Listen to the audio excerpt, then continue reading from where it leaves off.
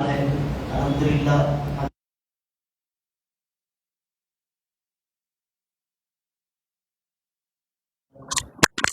بہترین طریقے سے ان میں ایک منفرد صلاحیت بھی پائی جا رہی ہے۔ الحمدللہ اس صلاحیتوں کو ہم آپ کے سامنے بھی پیش کرتے رہتے ہیں۔ اسی صلاحیت کا مظاہرہ ہمارے کرنے خانی کے ذریعے آپ کے سامنے کیا جائے گا۔ قرآن کی تلاوت کے لیے ہمارے نوجوان قرآن کی تلاوت کے لیے مدرسے میں قرآن مجید کی تلاوت سکھائی جاتی ہے۔ وہیں پر ہمیں معاملہ میں تلاوت کی کلاس کا بھی آغاز کیا ہے۔ بعد کا قرآن مجید کی تلاوت سکھائی جا رہی ہے۔ کیوں سکھانا اس کا ضروری ہے؟ انشاءاللہ میں آپ کو بیان کے اندر ذکر کروں گا کہ حبیب پاک علیہ السلام قرآن پڑھنے کا کس طرح سے حکم دیا ہے۔ آئیے پتہ سکھاتے ہیں ہم درس کا آغاز کرتے ہیں۔ مواد میں اجازت ہوگی اس کے بعد ہمارے سلمان صاحب اور موجود ہیں، قریب تشریف لائے نام اور مقبل پیش کی جائے۔ اس کے بعد انشاءاللہ السلام علیکم ورحمۃ اللہ وبرکاتہ۔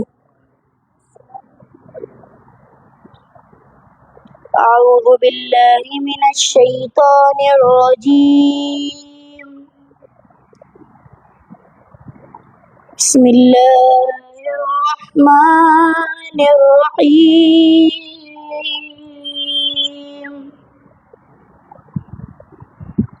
والضحى والليل إذا سجى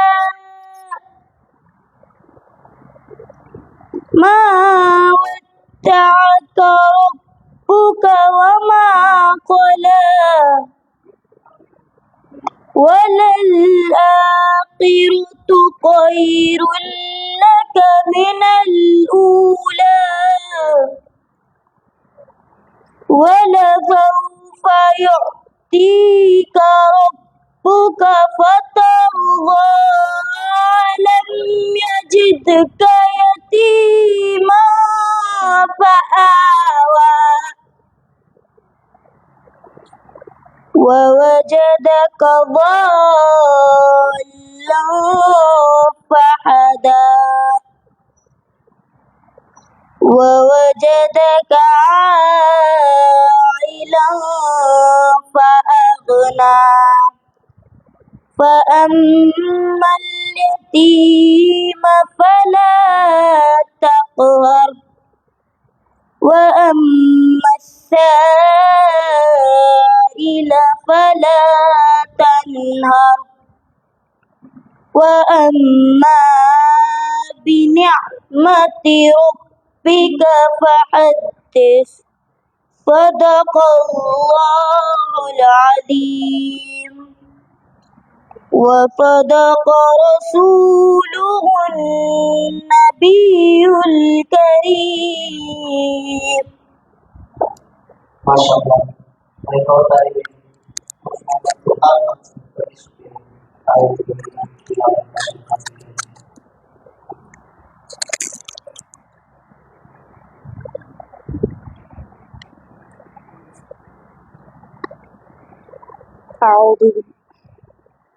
أعوذ بالله من الشيطان الرجيم،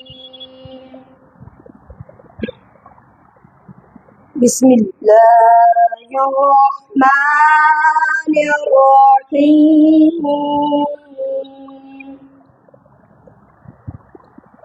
والتين والزيتون وطور سينين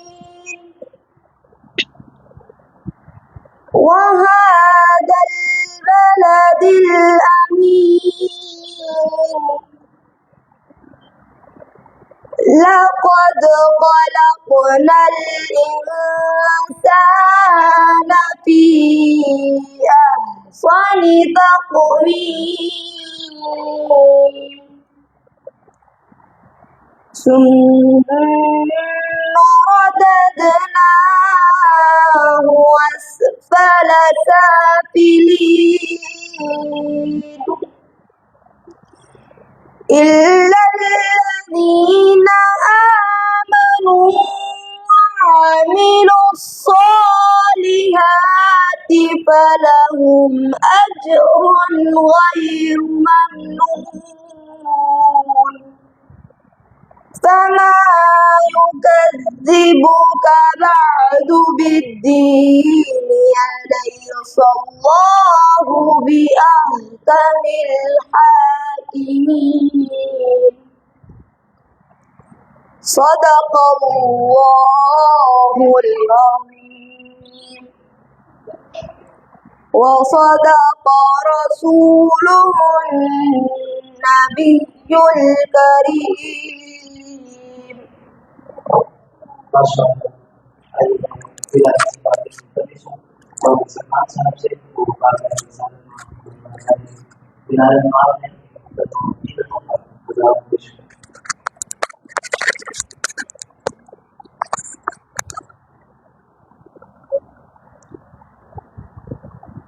السلام علیکم ورحمۃ اللہ وبرکاتہ. صلی اللہ علیہ یا رسول اللہ وسلم علیک یا حبیب اللہ. پھر آ گیا عشرائے محرم حسین پھر یاد آ رہے ہیں. پھر آ گیا عشرائے محرم حسین پھر یاد آ رہے ہیں. جو ان پہ قربان ہے جانو دل سے پھر ان پہ آنسو بہا رہے ہیں. جو ان پہ قربان ہے جانو دل سے پھر ان پہ آنسو بہا رہے ہیں. وہ ضبط خیر الورا جو ٹھہرے وہ ابن مشکل کوشا جو ٹھہرے وہ ابن مشکل کوشا جو ٹھہرے. مقام حیرت ہی کیا اگر وہ ہماری بگڑی بنا رہے ہیں. مقام حیرت ہی کیا اگر وہ ہماری بگڑی بنا رہے ہیں. فدائیت کی مثال بن کر چلے ہیں جو ساتھ لے کے پانی چلے ہیں جو ساتھ لے کے پانی کٹا کے وہ اپنے دست و بازو وفا کے جوہر دکھا رہے ہیں.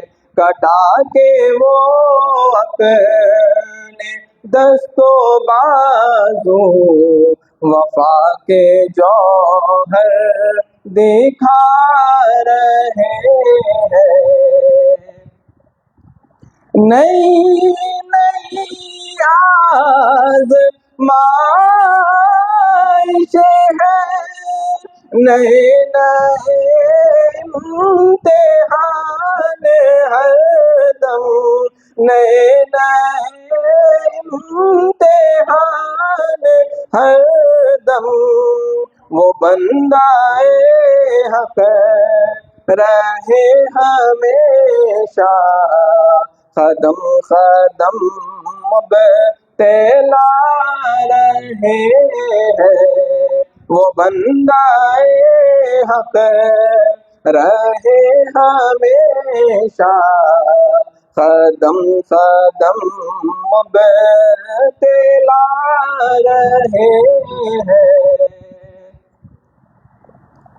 نگاہ پڑتے ہی جس پہ خود جی درود پڑھنے کو چاہتا ہے، درود پڑھنے کو چاہتا ہے، وہ آج ہم شکل مصطفیٰ بھی تورن سے جنت کو جا رہے ہیں، وہ آج ہم شکل مصطفیٰ بھی تورن سے جنت کو جا رہے ہیں۔ عجب نہیں آج کے لیے ہی زباں جو سائی تھی مصطفیٰ نے، زباں جو سائی تھی مصطفیٰ نے، حسین معصوم تشنہ لب کو زباں جو اپنی چوسا رہے ہیں، حسین معصوم تشنہ لب کو زباں جو اپنی چوسا رہے ہیں۔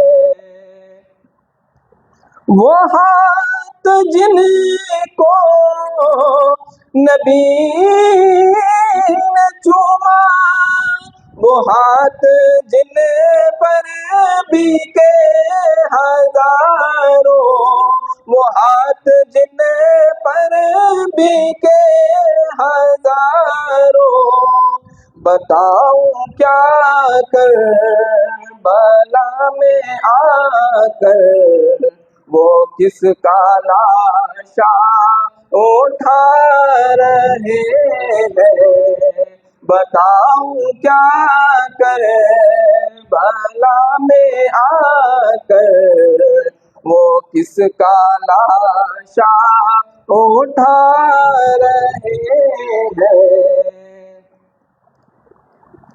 یہ جس کی نسبت سے زندگی ہے، ازل سے اب تک لائق اپنی، ازل سے اب تک لائق اپنی، اسی کے در پر پڑے ہوئے ہیں، وہی تو ہم سر جھکا رہے ہیں، اسی کے در پر پڑے ہوئے ہیں، وہی تو ہم سر جھکا رہے ہیں۔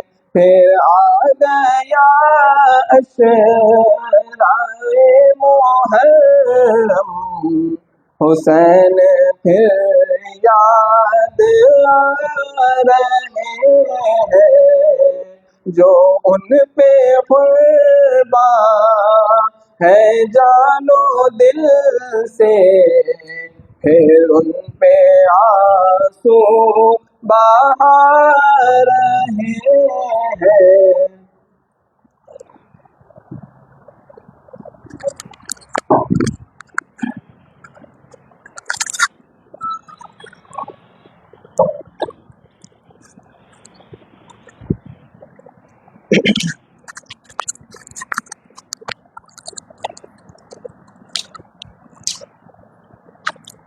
السلام علیکم ورحمۃ اللہ وبرکاتہ۔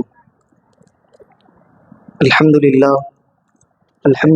وحدہ والصلاة والسلام علی من لا نبی بعدہ، اما بعد فقد قال الله تبارك وتعالى في القرآن المجيد والفرقان الحميد وَلَنَبْلُوَنَّكُمْ بِشَيْءٍ مِّنَ الْخَوْفِ وَالْجُوعِ وَنَقْصٍ مِّنَ الْأَمْوَالِ وَالْأَنفُسِ وَالثَّمَرَاتِ وَبَشِّرِ الصَّابِرِينَ وقال وَلَا تَحْسَبَنَّ الَّذِينَ قُتِلُوا فِي سَبِيلِ اللَّهِ أَمْوَاتًا بَلْ أَحْيَاءٌ عِندَ رَبِّهِمْ يُرْزَقُونَ وقال تعالى في شأن عظمة حبيبه المصطفى إن الله وملائكته يصلون على النبي يا أيها الذين آمنوا صلوا عليه وسلموا تسليما اللهم صل على سيدنا محمد وعلى آله وصحبه أفضل صلواتك وعدد معلوماتك وبارك وسلم.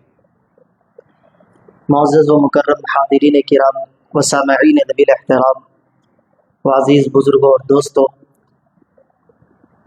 آج کا یہ مبارک اور متبرک دن جسے یوم عاشورہ کہا جاتا ہے، آج کی مناسبت خاص طور سے نواس رسول صفت پیمبر حضرت سیدنا امام ہمام امام حسین رضی اللہ تعالی عنہ ورضاہ عنا سے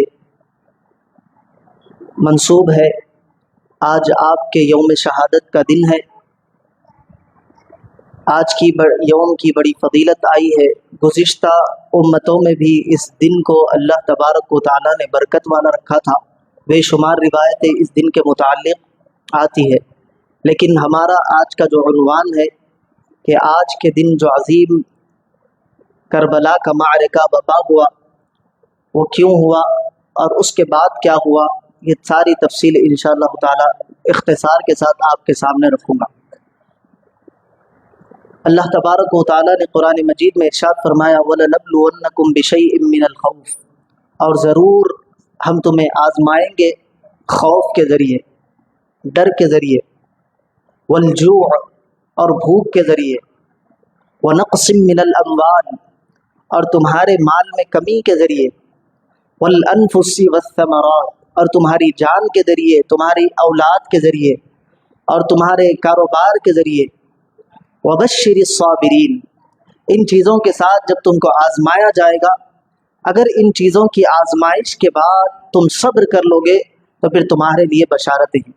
یہ ہر ایک کے لیے اللہ تبارک و تعالیٰ کا قانون ہے کہ اللہ تبارک و تعالیٰ کی جانب سے انسان کو آزمایا جاتا ہے، اور بندہ اللہ کی بارگاہ میں جتنا مقرب ہوتا ہے، جتنا برگزیدہ ہوتا ہے، جتنا مقام والا ہوتا ہے، اس کی حیثیت سے اس کو آزمایا جاتا ہے، اس کے صبر کا پیمانہ دیکھا جاتا ہے کہ کون کھرا ہے کون کھوٹا ہے، کون صرف محبت کے دعوے زبانی کرتا ہے یا عملی میدان میں بھی وہ محبت کا دعوے دار رہتا ہے۔ یہ اللہ تبارک و تعالیٰ کی جانب سے انسان کو آزمایا جاتا ہے۔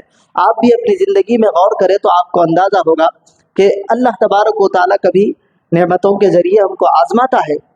ہر انسان کی زندگی میں وہ آزمائشیں آتی ہیں، اگر انسان اس پر ثابت قدم رہے اللہ تبارک و تعالیٰ پھر ایسے انسان کے لیے بشارتیں عطا فرماتا ہے۔ اگر انسان دنیاوی طور پر کوئی نقصان ہو جاتا ہے اس کو برداشت کرے، اللہ تبارک و تعالیٰ اس کے بدلے اس کو بہترین جزا اور اجر عطا فرماتا ہے، اس کا بہترین اس کو نعم البدل عطا فرماتا ہے۔ یہ اللہ تبارک و تعالیٰ کا قانون ہے۔ تو آج ہم جس ہستی مبارک کا ذکر کرنے کے لیے یہاں جمع ہوئے ہیں وہ ہستی حضرت سیدنا امام حسین رضی اللہ تعالی عنہ کی ذات مبارکہ ہے۔ حضرت امام حسین رضی اللہ تعالی عنہ ایسا نہیں تھا کہ حضرت امام حسین کچھ معاملات پیش ہو گئے تھے، اس معاملے کو دیکھتے ہوئے گئے اور جنگ میں شہید ہو گئے، ایسا نہیں تھا۔ حضرت امام حسین کو بچپن ہی سے اس جنگ کے لیے تیار کیا گیا تھا۔ حبیب پاک علیہ الصلوۃ والسلام جب حضرت امام حسین رضی اللہ تعالیٰ عنہ کی ولادت ہوئی، حضرت ام الفضل رضی اللہ عنہ رسول پاک علیہ الصلوۃ والسلام کے پاس آئی دوڑی دوڑی، اس سے پہلے آ کر عرض کرنے لگی یا رسول اللہ صلی اللہ علیہ وسلم میں نے آج عجیب خواب دیکھا ہے۔ حبیب نے فرمایا کہ کیا دیکھا؟ حضرت ام الفضل فرماتی ہیں کہ یا رسول اللہ میں نے دیکھا کہ آپ کے جسم مبارک کا ایک حصہ کٹا اور میری گود میں آ کر گر گیا۔ تو حبیب پاک علیہ الصلوۃ والسلام نے فرمایا کہ یہ کوئی برا خواب نہیں ہے، پریشانی اور گھبرانے کی بات نہیں ہے، یہ مبارک خواب ہے۔ میری بیٹی فاطمہ کو اللہ تبارک و تعالیٰ ایک لڑکے سے سرفراز کرے گا اور اے उम्मुल फदल वो लड़का तुम्हारी गोद में आएगा और तुम उसको संभालोगी। ये उसकी बशारत हबीब पाक अलैहिस्सलाम ने दी।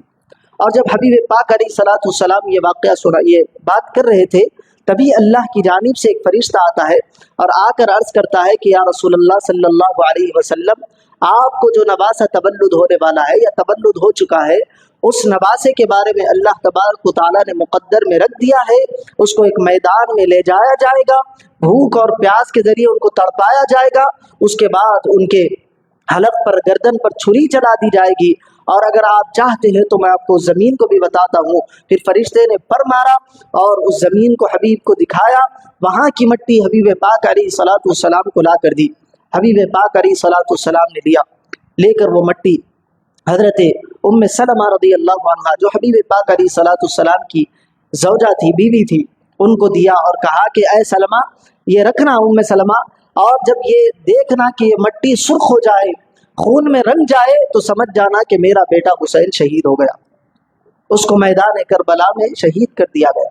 अच्छा, यहाँ से एक बात और पता चलती है कि हबीब पाक अलैहिस्सलाम की उस वक़्त 9 अज़वाज हयात थी। एक हज़रत खदीजतुल कुबरा का विसाल हो चुका था, उनके रहते हबीब पाक अलैहिस्सलाम ने कोई और निकाह नहीं किया था। उनके विसाल के बाद हबीब पाक अलैहिस्सलाम ने निकाह किया, अल्लाह के हुक्म से एक के बाद एक निकाह हुए। और एक ज़ौजा हज़रत सौदा रज़ियल्लाहु अन्हा, आपका विसाल हो गया था। बाकी 9 अज़वाज हबीब पाक अलैहिस्सलाम की हयात थी। लेकिन हबीब पाक अलैहिस्सलाम ने हज़रत उम्मे सलमा का इंतखाब क्यों किया? अगर उम्र देखी जाती तो हज़रत बीबी आयशा सिद्दीक़ा रज़ियल्लाहु ताला अन्हा सबसे छोटी उम्र की थी। बाद रिवायत के मुताबिक 18 साल आपकी, 16 साल, या बाज़ के मुताबिक 9 साल आपकी उम्र आती है। हबीब पाक अलैहिस्सलाम ने जिस वक़्त निकाह किया था, तो जब आपका विसाल हो रहा था, उस वक़्त 18-20 साल की उम्र हज़रत बीबी आयशा सिद्दीक़ा रज़ियल्लाहु ताला अन्हा की बनती है। तो हबीब ने होना तो ये चाहिए था कि वो मिट्टी हज़रत आयशा को देते, क्योंकि कम उम्र वाली है, ज़्यादा उम्र तक ज़िंदा रहेगी, ये हो सकता था। लेकिन निगाह नबूवत देख रही थी कि कौन उस वक़्त तक हयात रहने वाला है। हबीब पाक अलैहिस्सलाम ने उम्मे सलमा का इंतखाब किया। तो जब मारिका करबला बपा हुआ, सारी अज़वाज इस दुनिया से रुखसत कर गई थी, सिवाय हज़रत उम्मे सलमा रज़ियल्लाहु अन्हा के। लोग पूछते हैं कि हबीब पाक अलैहिस्सलाम को इल्म गैब है, नहीं है, ये अलग बातें हैं। इस बात से आपको अंदाज़ा हो जाना चाहिए कि 9 में से अगर हमारी तरह अगर सोचा जाए तो हम कम उम्र वालों का इंतखाब करते हैं, लेकिन निगाह नबूवत देख रही थी कि हज़रत आयशा उस वक़्त विसाल फरमा जाएंगी, अगर बाकी रहेंगी, हयात रहेंगी, तो उम्मे सलमा होगी। इसीलिए हबीब ने उनका इंतखाब किया, उनको मिट्टी दी।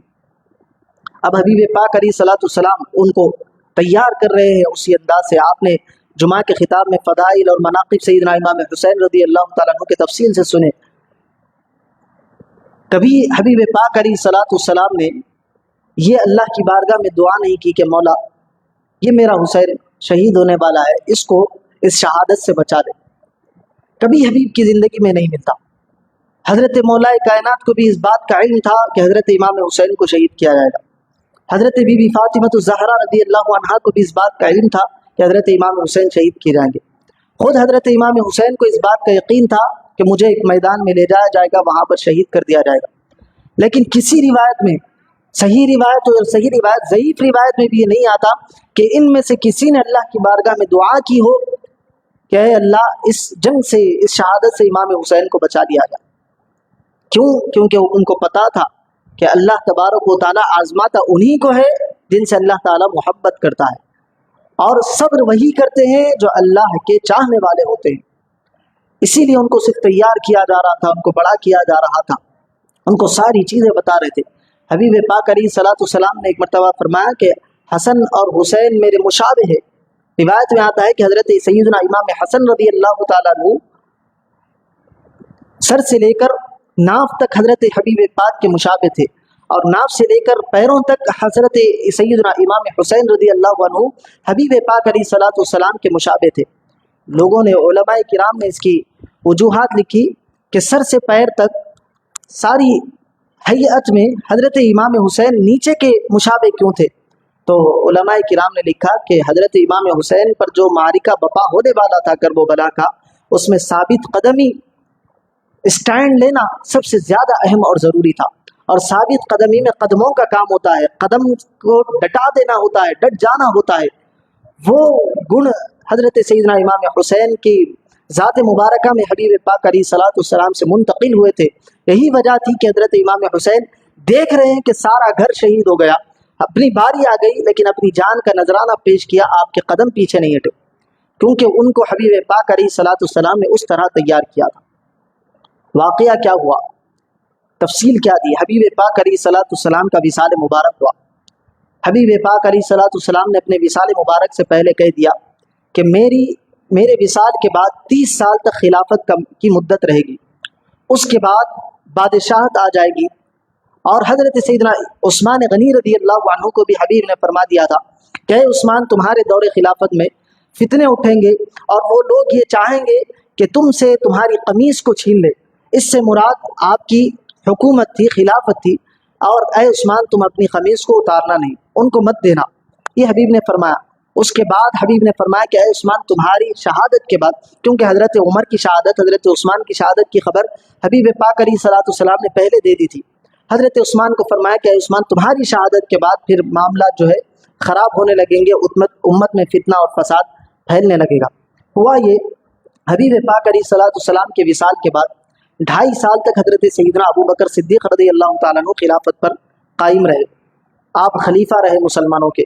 اس کے بعد آپ کا وصال ہوا، حضرت سیدنا عمر فاروق رضی اللہ تعالیٰ عنہ کا دور مبارک آیا، غالباً 10 سال حضرت عمر فاروق رضی اللہ تعالیٰ عنہ خلیفہ رہے، اور آپ کے دور خلافت میں مسلمانوں کی حکومت بڑی دور دراز مقامات تک پہنچ گئی تھی۔ اس کے بعد آپ کی شہادت کے بعد حضرت سیدنا عثمان غنی رضی اللہ تعالیٰ عنہ منصب خلافت پر جلوہ فرما ہوئے۔ 12.5 سال تک قریب حضرت سیدنا عثمان غنی رضی اللہ تعالیٰ عنہ اس منصب خلافت پر رہے۔ 10 سال تک آپ کی حکومت بڑے بہترین انداز سے کام کر رہی تھی۔ جو خلافت دور دور تک حضرت عمر نے پہنچائی تھی، حضرت عثمان کے دور میں وہ اور زیادہ دور تک پہنچ گئی اور ایک بہترین حکومت تیار ہو گئی۔ لیکن اختلافات کا دور آخری کے ایام میں شروع ہوا، یہاں تک کہ حضرت عثمان کو معزول کرنا چاہا، ہٹانا چاہا، لیکن حبیب نے ان کو حکم دیا تھا کہ اے عثمان تم خلافت کو نہیں چھوڑنا، یہاں تک کہ حضرت عثمان غنی کو شہید کر دیا گیا۔ اس کے بعد حضرت علی مرتضیٰ رضی اللہ تعالیٰ عنہ مسند خلافت پر جلوہ فرما ہوئے۔ یہاں سے کانفلکٹ شروع ہوا، مسلمانوں کے درمیان 2 گروہ بن گئے۔ ایک وہ یہ چاہتا تھا کہ حضرت عثمان کے قصاص کا بدلہ لیا جائے، اور ادھر معاملہ یہ تھا کہ حضرت عثمان کے شہید کرنے والوں میں ہزاروں لوگ ہاتھ اٹھا رہے تھے، ہم نے شہید کیا، ہم نے قتل کیا، حضرت علی بدلہ نہیں دے سک رہے تھے۔ یہاں سے ایک فساد شروع ہوا۔ حضرت علی مرتضیٰ رضی اللہ تعالیٰ عنہ نے اپنا جو خلافت کی جگہ تھی مدینہ منورہ سے اس کو کوفہ میں منتقل کر دیا، اور ادھر حضرت امیر معاویہ رضی اللہ تعالیٰ عنہ نے بھی اپنی بادشاہت کا اعلان کیا۔ اب ان دونوں کے درمیان جنگیں ہوئی، معاہدات ہوئے۔ حبیب پاک علیہ الصلوۃ والسلام نے اس کا پہلے سے اشارہ دے دیا تھا کہ یہ معاملات ہوں گے، جنگ جمل ہے، جنگ صفین ہے، وہ سارے معاملات اس کا حبیب نے پہلے ہی حکم دے دیا تھا کہ 2 مسلمانوں کے بڑے گروہوں میں جنگیں ہوں گی، اور ایک کو اللہ تبارک و تعالیٰ حق پر رکھے گا۔ حضرت علی حق پر تھے، حضرت علی جنگ جیتے۔ اس کے بعد 5 یا 5.5 سال کا دور خلافت حضرت علی مرتضیٰ رضی اللہ عنہ کا ہوا۔ اس کے بعد آپ کو بھی شہید کر دیا گیا۔ 29.5 سال کا یہ پیریڈ گزرا، 6 مہینے باقی تھے 30 سال مکمل ہونے کو۔ وہ 6 مہینے حضرت امام حسن مجتبیٰ رضی اللہ عنہ خلیفہ راشد بن کر آپ مسند خلافت پر جلوہ فرما رہے۔ اس کے بعد معاہدات طے ہوئے، حضرت امیر معاویہ رضی اللہ تعالیٰ عنہ سے حضرت امام حسن نے صلح کر لی۔ حضرت امام حسن نے وہ خلافت حضرت امیر معاویہ کے حوالے کر دی۔ اس کے بعد حضرت امیر معاویہ بادشاہ بن کر، خلیفہ بن کر مسلمانوں کے ساری اسلامی سلطنت کو سنبھالنے لگے 20 سال تک۔ حبیب پاک علیہ الصلوۃ والسلام کا وصال 11 ہجری میں ہوا۔ ہجرت کے 11ویں سال میں حضور کی اس وقت عمر 63 سال کی تھی۔ 53 سال کی عمر میں آپ نے ہجرت کی تھی مکے سے مدینہ۔ اس کے بعد یہ 30 سال آپ ملا لے، 40-41 سال کا عرصہ ہوا۔ اس کے بعد حضرت امیر معاویہ کے 20 سال، 60-61 سال کے اواخر میں، 60ویں سال کے آخر میں یا 61 سال کی ابتدا میں حضرت امیر معاویہ کا جو ہے وصال ہوا۔ رجب کے مہینے میں 60 ہجری یا 61 ہجری اختلافات کے اس میں آئی ہے روایت۔ تو حضرت امیر معاویہ کے وصال کے بعد یزید جو حضرت امیر معاویہ کا بیٹا تھا، اس نے چاہا کہ میں اپنے बाप के तख्त पर जानशीन बनकर बैठ जाऊं। इससे पहले हजरत अबू बकर की हुकूमत गुजरी, हजरत अबू बकर ने अपने बेटे को जानशीन नहीं बनाया, क्योंकि मुसलमानों की हुकूमत का मामला ऐसा था, जिस तरह आज की जो जमहूरियत है, वोट डाला जाए, सारे मिलकर वोट डाले, इस तरह से सीएम को पीएम को चुने, एमएलए को चुने, ऐसा नहीं होता था। मजलिस मुशावरत होती थी, जो अकाबिर उस वक़्त मौजूद होते थे उन लोगों की राय ली जाती थी, वो जो बड़े बड़े सहाबाए किराम जिसको नामजद करते वही खलीफा बनता था। तो हज़रत अबू बकर सबकी राय से मुत्तफ़िक़ा तौर पर पहले खलीफा बने, उनके बाद हज़रत उमर खलीफा बने, उनके बाद हज़रत उस्मान, उनके बाद हज़रत अली, उनके बाद हज़रत हसन ने सुलह की हज़रत अमीर मुआविया को वो खिलाफत दे दी। यहाँ तक मामला चल रहा था। अब यजीद चाहता था कि ज़बरदस्ती के साथ मैं उस तख्त पर जानशीन बनकर बैठ जाऊँ, और मुसलमान को मालूम था, जितने उस वक़्त सहाबाए किराम ताबईन जलवा फरमा थे, हयात थे, उन्होंने इसका इनकार किया। दो वजूहात थी, एक तो ये थी कि इस तरह से बाप अपने बेटे को जानशीन बनाए या बेटा तख्त पर बैठ जाए, ये इस्लामी हुकूमत के मनाफी था, इस्लाम इसकी इजाज़त नहीं देती। इस्लाम में जो सबसे उलुल आज़्म है, जो सबसे बुलंद हस्ती है, उसको खलीफा बनाया जाएगा। और उस वक़्त हज़रत इमाम हुसैन रज़ी अल्लाह अन्हु मदीने में जलवा फरमाए, हज़रत अब्दुल्लाह इब्न अब्बास है, हज़रत अब्दुल्लाह इब्न ज़ुबैर है, और दीगर दो सहाबाए किराम के नाम आते हैं। बड़े जलीलुल क़द्र सहाबाए किराम उस वक़्त मौजूद है। उनके होते हुए यजीद जानशीन बने, एक ये तो बात समझ में नहीं आती। दूसरी वजह ये थी कि यजीद उस खिलाफत का अहल भी नहीं था। यजीद शराब पीने वाला, यजीद जुआ खेलने वाला, यजीद हरामकारी करने वाला, बदकारी करने वाला, यहाँ तक आता है कि जो महरमात होती है, जिनसे निकाह जायज़ नहीं है, निकाह हराम है, वैसी औरतों को भी उसने निकाह में रखा था। बंदरों को नचाने वाला, कुत्तों की जंगें लड़वाने वाला, बहुत सारी उसके रज़ाइल आते हैं कि उसकी ज़लील हरकतें तारीख़ की कुतुब के अंदर महफूज है। वैसा आदमी तख्त खिलाफत पर कैसे बैठे? अब हुआ ये वहाँ पर, क्योंकि उस वक़्त इतना कम्युनिकेशन का दौर नहीं था। हज़रत अमीर मुआविया शामुल के शाम में है, वहाँ पर तख्त है, यजीद तख्त पर ज़बरदस्ती बैठ गया, और उसने वहाँ से मुसलमानों की जहाँ जहाँ हुकूमतें थी वहाँ के गवर्नरों को इत्तला भिजाई। मदीने मुनव्वरा में भी इत्तला आई, मक्के मुकर्रमा में भी इत्तला आई, और मदीने में ख़ास तौर से इत्तला ज़रा ज़्यादा ताकत इस्तेमाल करने का इसलिए हुक्म दिया गया क्योंकि वहाँ हज़रत इमाम हुसैन रज़ी अल्लाह ताला अन्हु थे। क्योंकि उसको मालूम था कि जब तक इमाम हुसैन है उसकी दाल गलने वाली नहीं है। सारे लोग हज़रत इमाम हुसैन को मुंतखब करेंगे, सारों का वोट हज़रत इमाम हुसैन के हक़ में आएगा। क्यों? क्योंकि उनसे ज़्यादा मोतबर उस वक़्त कोई शख्सियत मौजूद नहीं थी। उसने कहा कि जितने मदीने के जो बड़े बड़े सहाबाए किराम हैं उनसे बैअत लो कि वो मुझको अपना खलीफा मान ले, अगर नहीं करते तो उनसे ज़बरदस्ती बैअत लो, नहीं करते तो उनको फिर क़ैद कर लो, या जो मामला होता है उसको तय करो। हज़रत इमाम हुसैन रज़ी अल्लाह ताला अन्हु के पास खबर आई कि मदीने का गवर्नर आपको तलब कर रहा है। तो हज़रत इमाम हुसैन अपने साथियों के साथ बैठे हुए थे, उन्होंने इन्ना लिल्लाहि व इन्ना इलैहि राजिऊन पढ़ा। सहाबाए किराम साथी पूछने लगे कि आपने मामला क्या है, इन्ना लिल्लाहि व इन्ना इलैहि राजिऊन पढ़ा। तो हज़रत इमाम हुसैन फरमाने लगे कि हज़रत अमीर मुआविया का शायद विसाल हो गया, वो इंतकाल फरमा गए। उन्होंने कहा कि आपको कैसे अंदाज़ा हुआ इस बात का? तो हज़रत इमाम हुसैन फरमाने लगे कि इतनी रात को गवर्नर के पास से ख़त आना और गवर्नर हाउस में बुलाना ये कोई मामूल की बात नहीं है। ये हो सकता है कोई गैर मामूली बात हो, और मेरा विजदान यही कहता है कि हज़रत अमीर मुआविया का इंतकाल हो गया, और हालात और क़राइन ये बता रहे हैं कि यजीद ने तख्त पर जानशीनी का दावा कर दिया है और वो हमसे बैअत चाहता है। हज़रत इमाम हुसैन गए गवर्नर के पास, गवर्नर ने सारा मामला सुनाया। गवर्नर अहले बैत का चाहने वाला था। हज़रत इमाम हुसैन ने कहा कि मैं यजीद के हाथ पर कैसे बैअत करूँ? यजीद एक लालची इंसान, यजीद दुनिया को तलब करने वाला, यजीद शराब को पीने वाला, यजीद जुआ खेलने वाला, तमाम गलत हरकतें यजीद के अंदर, यजीद के हाथ पर बैअत कर लेना उसका मतलब ये है कि इस्लाम को तहस नहस कर देना। क्योंकि अद्दीन अला मुलूकिहिम, दीन अपने बादशाह के तौर तरीक़े पर होता है, जैसा बादशाह वैसी ही रियाया होती है। आज आप देखें हमारी हुकूमत जिस तरह की है, लोग भी वैसे ही मामलात कर रहे हैं। हुकूमत मुसलमानों के ख़िलाफ़, मुसलमानों के ऊपर जुल्म और सितम हो रहा है, और करने वाले खुलेआम घूम रहे हैं।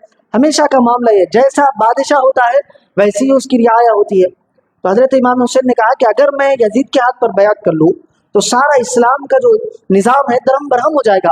हबीब पाक अलैहिस्सलातु वस्सलाम जिस इस्लाम को फैलाने के लिए मेहनतें मशक्क़तें की, दर्द व तकलीफ़ को बर्दाश्त किया, अपना शहर छोड़ा, तकलीफ़ों में अपनी ज़िंदगी को गुजारा, सहाबा किराम ने अपना खून जिसके लिए बहाया, उस इस्लाम को फैलाने के लिए, उस इस्लाम को मैं ऐसे ही यजीद के हाथ पर दे दूँ और यजीद को मैं ये खुला ऑर्डर दे दूं कि इस्लाम को तहस नहस कर दे, इस्लाम के दीन के जो मामला है उसको बिगाड़ दे, ये ऐसा होने वाला नहीं है। हज़रत इमाम हुसैन ने कहा कि मैं यजीद के हाथ पर बैत नहीं करूँगा और यजीद के हाथ पर मैं ऐसा छुपकर भी बैत नहीं करूँगा। आप जाइए तमाम मदीने के जो बड़े बड़े साहब हैं इनके सामने आप ये ख़त पढ़िए, अगर वो लोग चाहेंगे, वो लोग बैत करेंगे तो फिर मैं भी सोचूंगा कि बैत करना है या नहीं। तो यजीद के पास से वहाँ से ख़त पहुँच गया कि हज़रत इमाम हुसैन का ये कहना। अब हज़रत इमाम हुसैन के लिए दूसरा ख़त यजीद के पास से गवर्नर के पास आया कि अब बैत लो या हज़रत इमाम हुसैन के साथ सख्ती का मामला करो। हज़रत इमाम हुसैन समझ गए कि अब ये समझने वाली सुधरने वाली कौम नहीं है, लिहाजा हज़रत इमाम हुसैन ने क्या किया, मदीना छोड़कर मक्का शिफ्ट होने का आपने इरादा कर लिया। मैं बहुत सारे वाक़या छोड़ रहा हूँ इख्तिसार के साथ क्योंकि वक्त में उतनी गुंजाइश नहीं कि बात को तवील किया जाए। हज़रत इमाम हुसैन मदीना छोड़कर मक्का जाने के लिए तैयार हुए, अपने ख़ानदान वालों को लिया, हबीब पाक अलैहिस्सलाम के रोज़ा अनवर पर हाजिर हुए।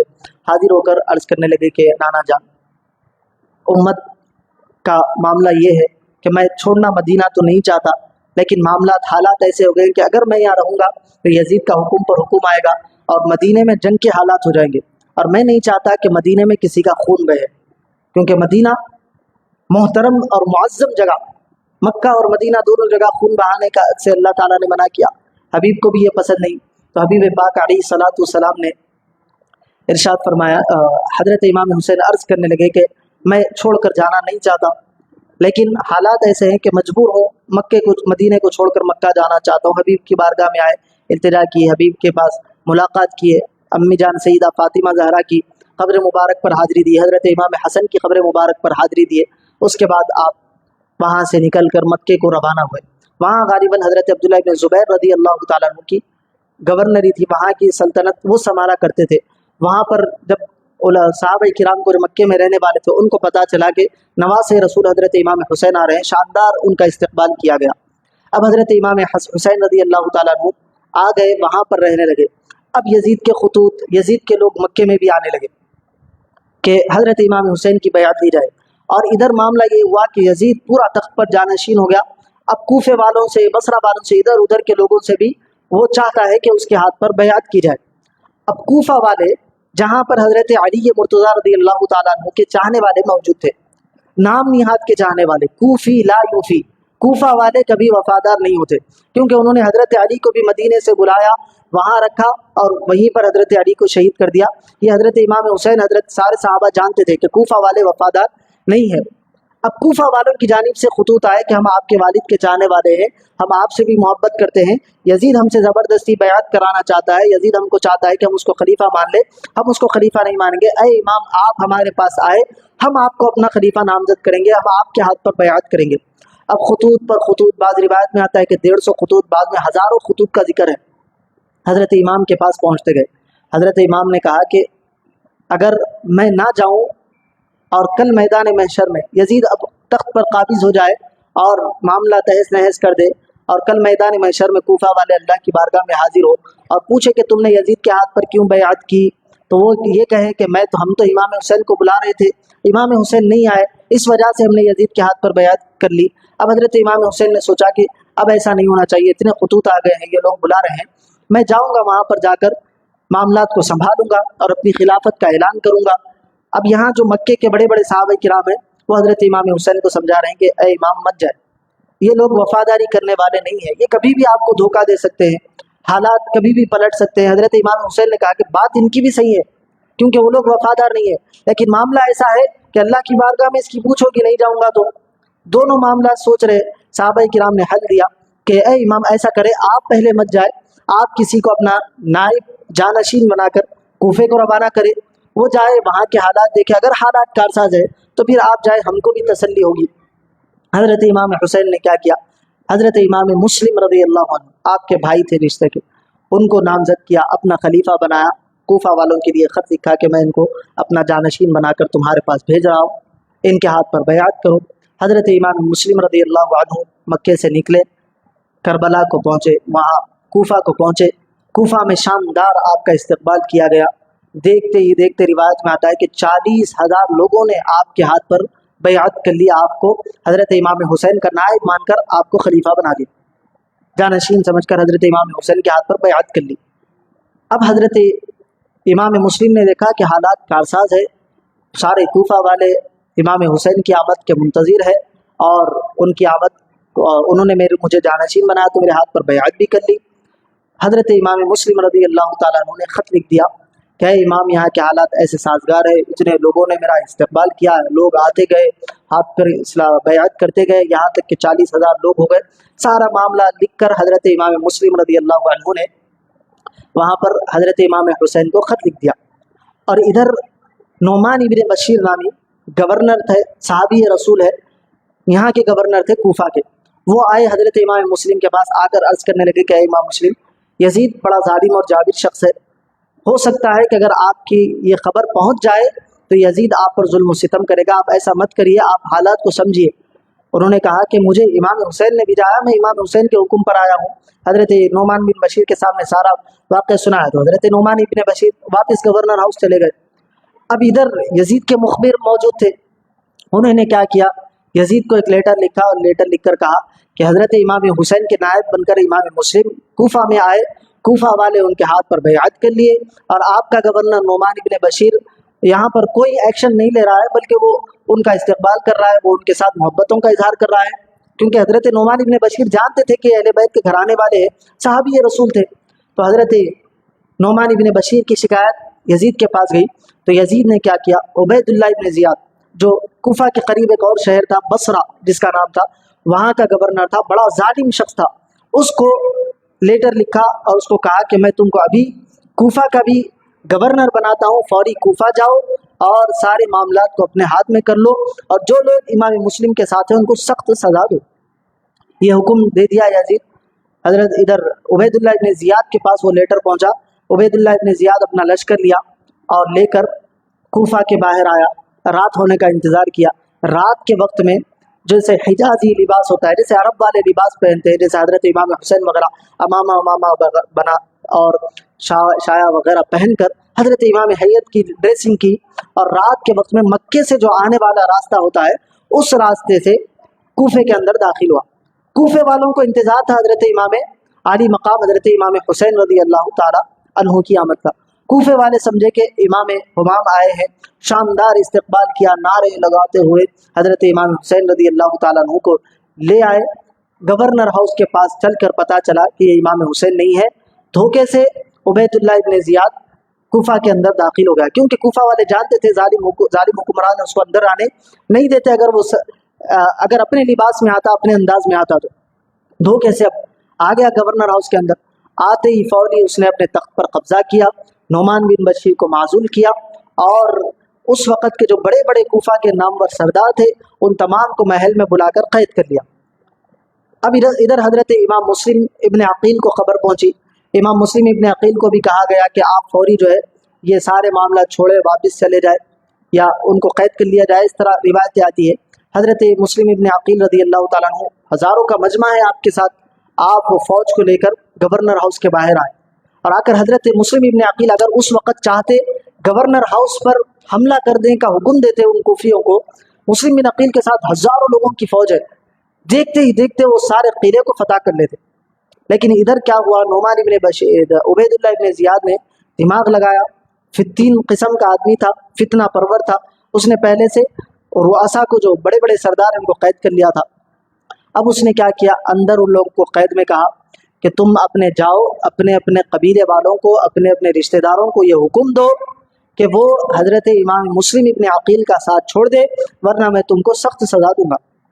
گورنر ہاؤس کا دروازہ اندر سے بند ہے, باہر امام مسلم اور ان کی چاہنے والے کھڑے ہوئے ہیں. ادھر عبید اللہ ابن زیاد تخت پر فائز ہو گیا, اور اب کھڑکیوں میں سے بڑے بڑے رؤسا آتے گئے, منتیں سماجتیں کرنے لگے. ان کو معلوم ہے اگر ہم یہ کام نہیں کریں گے عبید اللہ ابن زیاد مار دے گا. وہ کہنے لگے کہ عبید اللہ ابن زیاد یہ چاہتا ہے کہ تم لوگ واپس چلے جاؤ, ورنہ وہ جنگ کرے گا تو تمہیں بھی مارے گا, تمہارے گھر والوں کو بھی مارے گا, تمہاری دولتیں چھین لے گا. اب یہ لوگوں کو سمجھانے لگے اپنے اپنے قبیلے والوں کو. عبید اللہ ابن زیاد کے ऑर्डर पर उन लोगों ने, बड़े बड़े सरदारों ने उन लोगों को समझाया। वो लोग क्या करे, दुनिया की मोहब्बत की खातिर, अपनी जान बचाने की खातिर पीछे से ग्रोह दर ग्रोह हज़रत इमाम मुस्लिम का साथ छोड़ने लगे। यहाँ तक कि जो हज़ारों का मजमा था, हज़रत इमाम मुस्लिम बिन अकील जब नमाज का वक्त आया, आप नमाज के लिए खड़े हुए तो 500 लोग आपकी इख्तिदा में नमाज पढ़ने के लिए खड़े हुए। जब आप नमाज पढ़ के फारिग हुए तो सिर्फ एक हज़रत हानी गालिबन उनका नाम आता है, जिनके घर में हज़रत मुस्लिम बिन अकील ठहरे हुए थे, वो बचे। उनके सिवा सारा कूफा पीछे का पीछे गायब हुआ। अब हज़रत मुस्लिम बिन अकील रदी अल्लाह ताला अन्हु तने तनहा है, वापस वो घर में गए। हज़रत मुस्लिम बिन अकील के पास हुक्म हुआ उबैदुल्लाह इब्न ज़ियाद का कि इनको पकड़ के लाया जाए। फ़ौज आई उबैदुल्लाह इब्न ज़ियाद की। हज़रत मुस्लिम बिन अकील तलवार लिए, अहले बैत के खानवादे से तलवार लेकर आए, कईयों को जहन्नम वासिल किया। वो लोग समझ गए कि हज़रत मुस्लिम इब्न अकील से हम मुकाबला नहीं कर सकते, लिहाजा अब दूसरा रास्ता उन्होंने अपनाया। उन्होंने कहा कि नहीं, हम तो आए थे बातचीत के लिए। हज़रत मुस्लिम इब्न अकील पहले ही कह रहे थे कि बातचीत कर लो, मसला हल कर देंगे। वो मानने के लिए तैयार नहीं था उबैदुल्लाह इब्न ज़ियाद। अब उन्होंने क्या किया कि अपने तदबीर को पलट कर कहा कि हम आए हैं बातचीत करने के लिए, आपको उबैदुल्लाह इब्न ज़ियाद गवर्नर हाउस में बुला रहा है, वहाँ पर चल के हम बातचीत कर लेते हैं। हज़रत मुस्लिम इब्न अकील ने कहा कि मामला खामोशी के साथ निपट रहा है तो उसको निपटा लिया जाए, बातचीत करके सुलह कर ली जाए।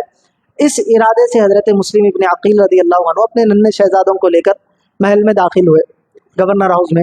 और इधर गवर्नर हाउस में उबैदुल्लाह इब्न ज़ियाद ने बड़े बड़े जो दरवाजे होते हैं उनके पीछे अपने गार्ड्स को छुपा रखा था और कहा कि जैसे ही हज़रत मुस्लिम इब्न अकील आए, उन पर हमला कर देना पीछे से। हज़रत मुस्लिम इब्न अकील अंदर आए, आपको हमला किया गया। आपको बाद रिवायतों में आता है कि शहीद कर दिया गया, बाद में आता है कि आपको ज़ख्मों से चूर कर दिया गया। उसके बाद आपको महल के सबसे आला मीनार पर ले जाकर वहाँ से हज़रत मुस्लिम इब्न अकील रदी अल्लाह ताला अन्हु को नीचे गिरा दिया गया। उसकी वजह से हज़रत मुस्लिम इब्न अकील रदी अल्लाह अन्हु शहीद हो गए और आपके नन्हे नन्हे शहजादे, उनको भी शहीद कर दिया गया। जिसके घर में आप रह रहे थे उनको भी शहीद कर दिया गया। अब इधर के पूरे हालात तब्दील हो गए। कूफा वालों ने बेवफाई कर दी हज़रत मुस्लिम इब्न अकील के साथ। इधर वो ख़त मदीने में, मक्के में पहुंचा। हज़रत इमाम हुसैन ने पढ़ा कि वहाँ के हालात कारसाज है। हज़रत इमाम हुसैन रदी अल्लाह ताला अन्हु निकले सफ़र के लिए। अब सफ़र के लिए निकले तो आप अपने घर वालों को, करीबी लोगों को लेकर निकले।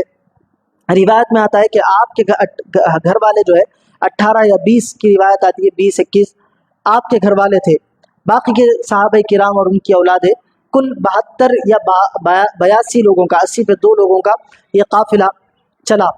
रास्ते में कुछ लोग अरब के आते गए, हज़रत इमाम हुसैन जा रहे हैं, उनके साथ होते गए, काफ़िला थोड़ा बड़ा हुआ।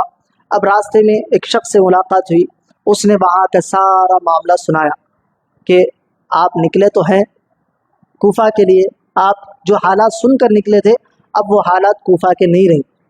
हज़रत इमाम हुसैन एक मकाम पर खैमा लगाए और जितने साथ आए थे उन लोगों को ऐलान किया कि हम जब निकले थे मामला अलग था, अब मामला अलग नौइयत का हो गया है।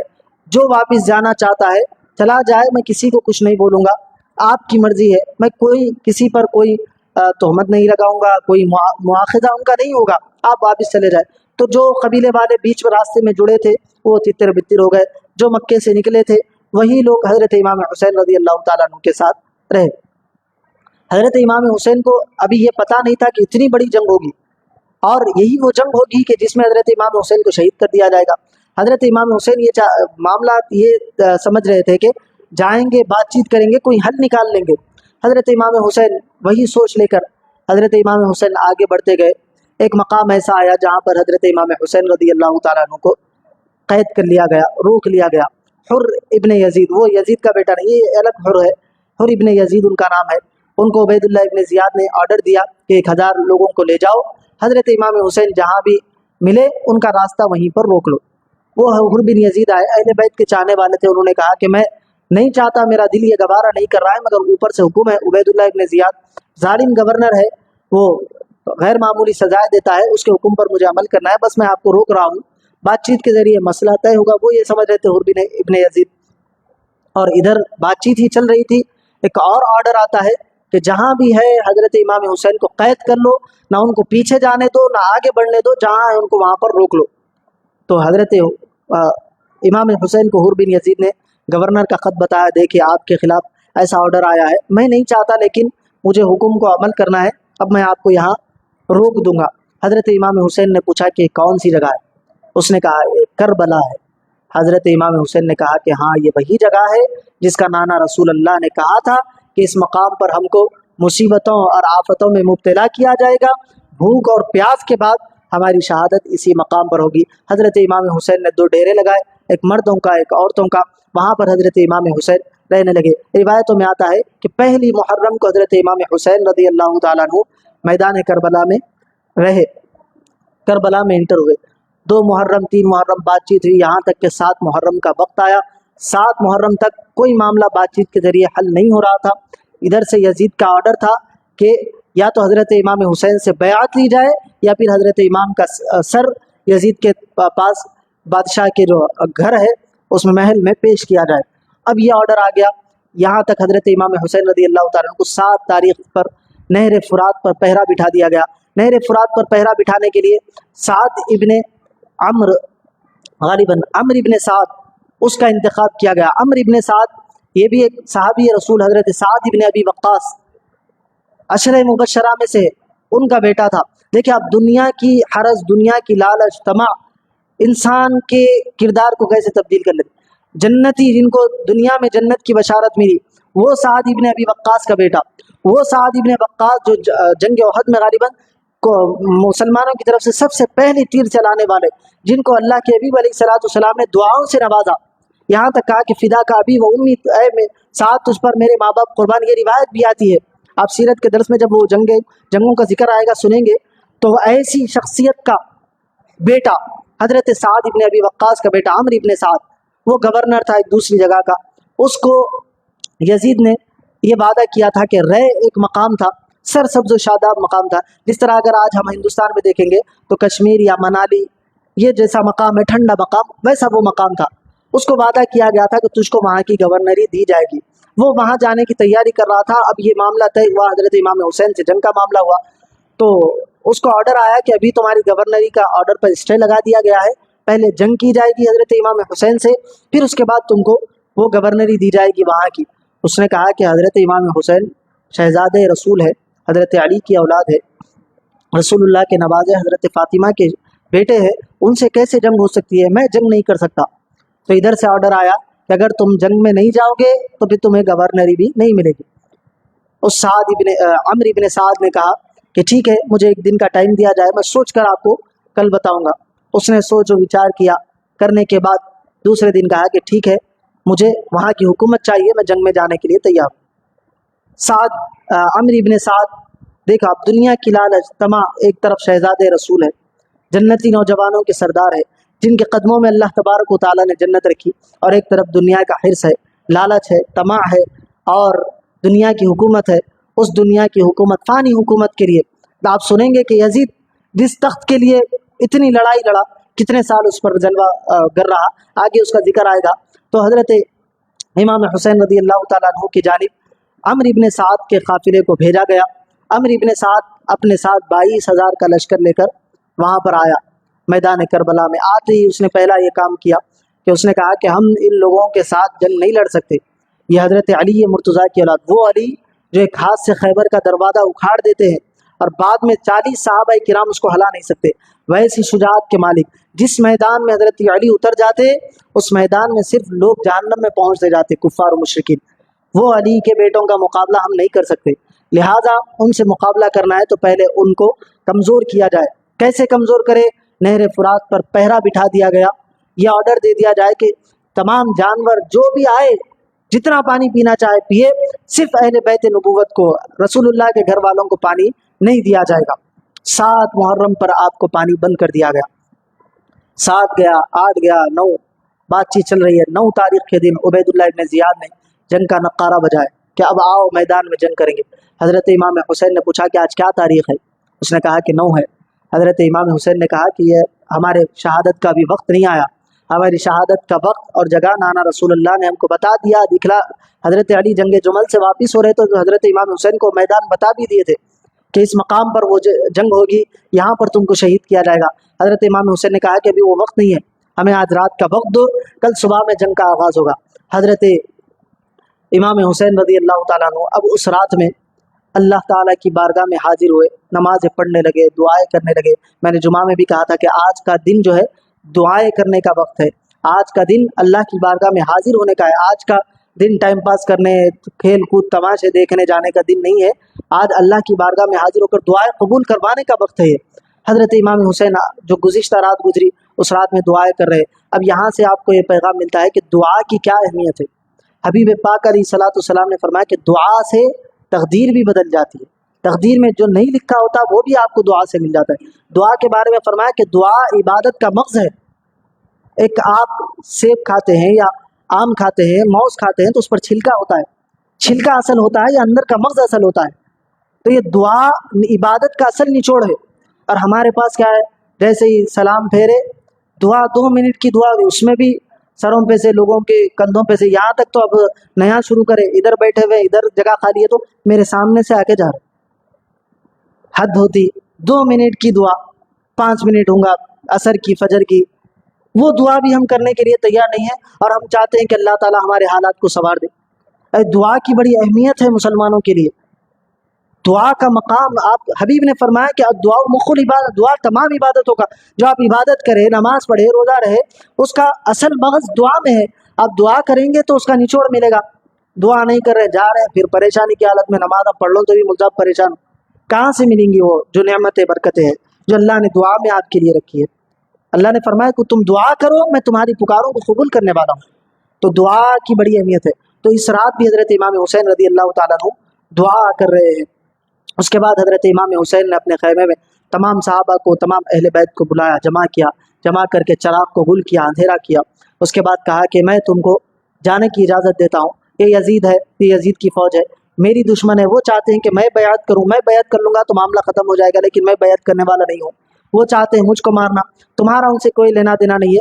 तुम अब भी जाना चाहते हो तो अपने घर वालों को ले लो, अपनी अपने सामान को ले लो, चले जाओ। कल तुम्हारा कोई मुआखज़ा मैदान महशर में नहीं होगा, मैं तुम्हारी कोई शिकायत नहीं करूँगा। आपने बत्ती को गुल किया, वहाँ पे गैरत को लोगों की। हज़रत इमाम हुसैन ने समझा कि अगर कोई रोशनी होगी तो जाने के लिए हिचकिचाएगा। आपने तमाम चिराग को गुल किया, फिर अल्लाह की इबादत में मसरूफ़ हो गए। जब कई घंटों के बाद हज़रत इमाम हुसैन ने चिराग जलाया तो जो जहाँ बैठा था वहीं बैठा है, सबके आंखों में आंसू है। हज़रत इमाम हुसैन ने पूछा कि आप क्यों नहीं गए। हज़रत इमाम हुसैन से वो कहने लगे कि हमको मरना भी है, आज यहाँ नहीं मरेंगे तो कुछ और दिन ज़्यादा जी लेंगे, 1 साल, 2 साल, 4 साल, 10 साल, 15, 20 साल, 50 साल, 100 साल जिएंगे, उसके बाद तो मरना है। नाना, आपके नाना रसूलुल्लाह की बारगाह में हाजिर होना है, अल्लाह की बारगाह में पहुँचना है।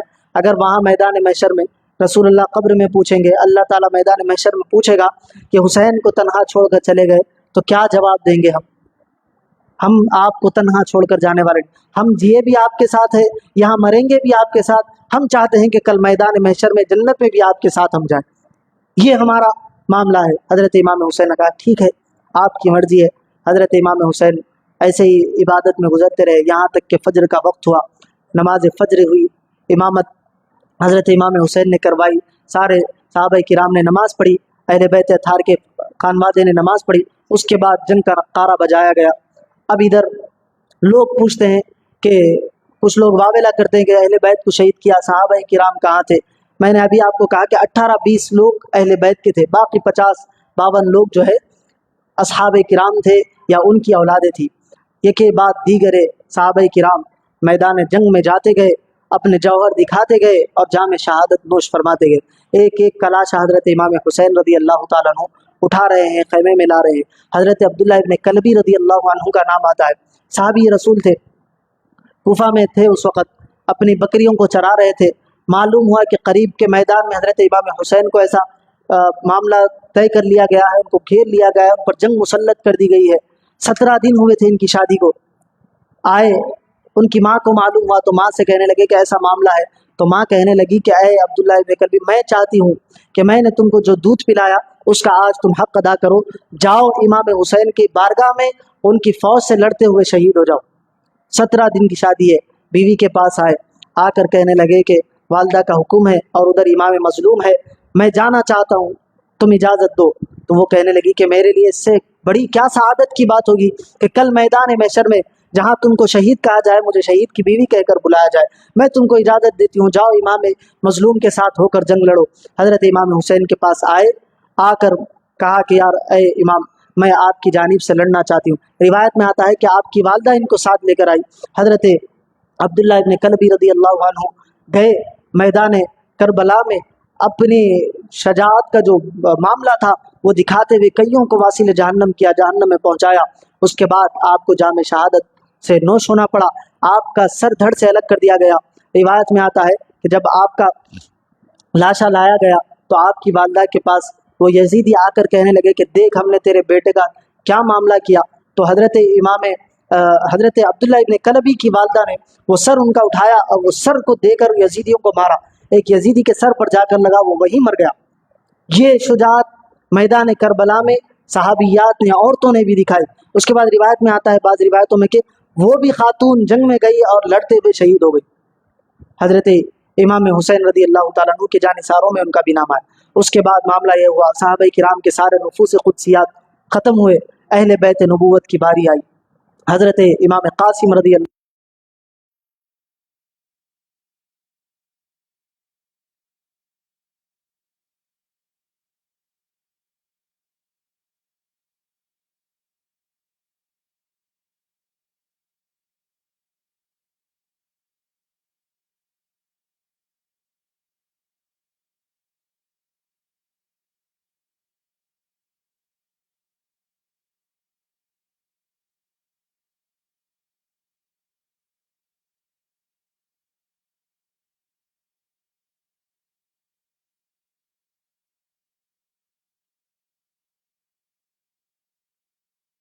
قاسم نے وہ تعویذ نکال کر کیا کیا، اس کو کھول کر دیکھا تو اس کے اندر لکھا ہوا تھا کہ یہ میدان کربلا میں تم کو یہ چٹھی ملے گی، امام حسین رضی اللہ تعالیٰ عنہ پر جب مسلط کر دی جائے گی، جب امام پر کوئی پریشانی آئے تو امام سے پہلے اپنے آپ کو تم پیش کر دینا۔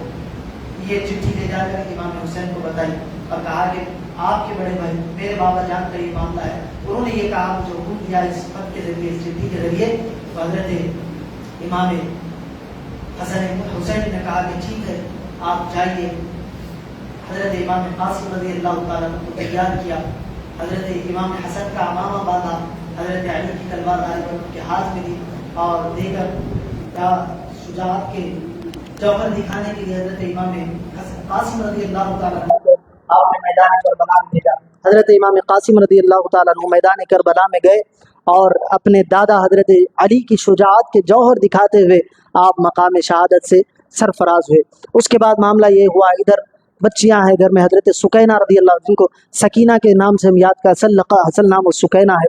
اسی طرح حضرت خدیجہ کو خدیجہ ہے لیکن مشہور خدیجہ ہو گیا تو اسی سے ہم پکارتے ہیں۔ تو حضرت سکینہ پیاس سے پلپلانے لگی، پانی طلب کرنے لگی۔ حضرت عباس علمدار، یہ حضرت علی کے دوسرے بیوی سے بیٹے تھے، انہوں نے کہا کہ اے بھائی جان مجھے اب جانے کی اجازت دیجیے، میں جا کر پانی لاؤں گا۔ حضرت امام علی مقام نے کو اجازت دی۔ حضرت عباس علمدار جو جھنڈا اٹھائے ہوئے تھے اس وقت جنگ میں حضرت امام حسین رضی اللہ تعالیٰ عنہ کا، وہ جھنڈا لے کر نہر فرات کی جانب بڑھنے لگے۔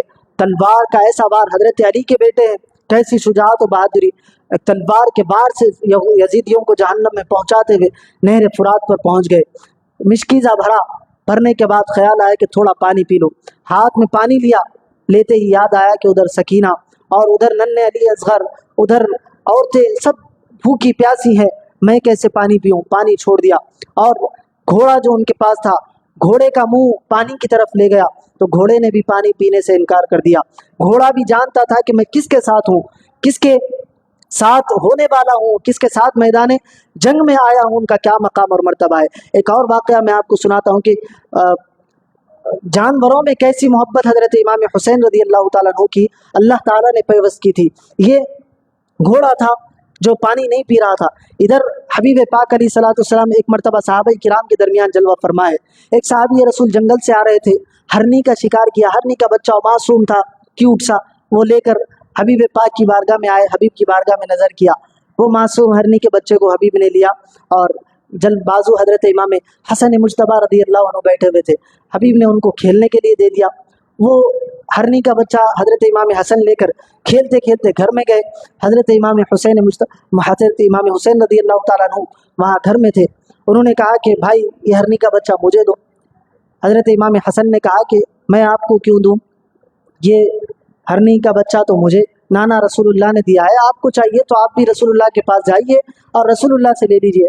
अब हजरत इमाम हुसैन रदी अल्लाह ताला अन्हु हबीब की बारगाह में आए, आकर ज़िद करने लगे कि मुझे भी हरनी का बच्चा चाहिए। करीब था, रिवायत में आता है कि यहाँ तक इतना ज़िद करने लगे कि अब करीब था कि हजरत इमाम हुसैन की आंखों से आंसू निकल जाए। तो इधर साहब किराम ये मंजर देख रहे हैं कि हजरत इमाम हुसैन ज़िद कर रहे हैं, और इधर का मामला हजरत इमाम हुसैन रदी अल्लाह ताला अन्हु के लिए हरनी जंगल से भागते हुए आ रही है। साहबा किराम ने देखा कि भागते हुए आई, हबीब के पास खड़ी हो गई, उसके बाद वापस अपने बच्चे को छोड़कर चली गई। हबीब ने वो बच्चा उठाया, हजरत इमाम हुसैन को दिया। हजरत इमाम हुसैन खेलते हुए चले गए। साहबा किराम ने पूछा कि या रसूलल्लाह, हरनी आई आपके पास खड़ी हुई और फिर कुछ देर के बाद अपना बच्चा छोड़कर चली गई। तो हबीब ने फरमाया कि वो हरनी आई और कहने लगी कि या रसूलल्लाह, ये जो आपके नवासे हैं, इन नवासों की मोहब्बत अल्लाह ताला ने सिर्फ इंसानों पर फ़र्ज नहीं की, अब जानवरों पर भी फ़र्ज की। और मैं हदीस का मफ़हूम आपको सुना रहा हूँ। हबीब ने फरमाया कि ये हरनी कहने लगी कि एक बच्चा वो जो पहले लाया गया था, वो साहब ये रसूल जो लाए वो भी मेरा बच्चा था, उन्होंने शिकार किया, वो ला लिए। अब जैसे ही मुझको पता चला कि हजरत इमाम हुसैन भी ज़िद कर रहे हैं, तो हजरत इमाम हुसैन का ज़िद करना, उनका आज़ुर्दा होना मुझे गवारा नहीं हुआ। मैं अपने आप से ये दूसरा बच्चा आपकी खिदमत में पेश करने के लिए लाई। अपने आप से मुझे गवारा है, मैं अपने बच्चों की जो दूर होना है वो गवारा कर लूँगी, उनकी रुखसत गवारा कर लूँगी, लेकिन आपके शहजादों को आज़ुर्दा होते हुए, उनको गमज़दा होते हुए मैं नहीं देख सकती। हरनी ने लाकर अपना बच्चा पेश कर दिया। हजरत इमाम हुसैन खेलते हुए चले गए। तो घोड़ों पर, जानवरों पर भी कैसी मोहब्बत अल्लाह ताला ने हजरत अहले बैत अथार की रखी थी। हजरत इमाम हुसैन, हजरत अली अब्बास अलमदार ने चाहा कि घोड़े को पानी पिलाए, घोड़ा पानी पीने के लिए तैयार नहीं। अब हजरत अब्बास अलमदार मशकीज़ा लेकर पलटे, जा रहे हैं खैमे की तरफ। एक यजीदी ने आपके दाएं हाथ पर वार किया, आपका दायां हाथ लटकने लगा। अब इसमें इतनी सकत नहीं है कि मशकीज़े को संभाले, आपने वो लिया और बाएं हाथ में लगा दिया।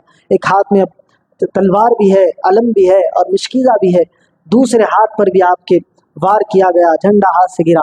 अब हजरत अब्बास को यही चाहे कि ये मशकीज़ा पानी का खैमे तक पहुँच जाए। वो यजीदी चाहते थे, अगर उनको पता था कि ये एक कतरा पानी का भी अगर यजीदियों के तरफ से इमाम हुसैन के खैमे तक पहुँच गया, अगर ये पानी पहुँच गया तो वहाँ हजरत अली शेर खुदा की औलाद है, वो फिर एक यजीदी को भी मैदान में बचने नहीं देंगे।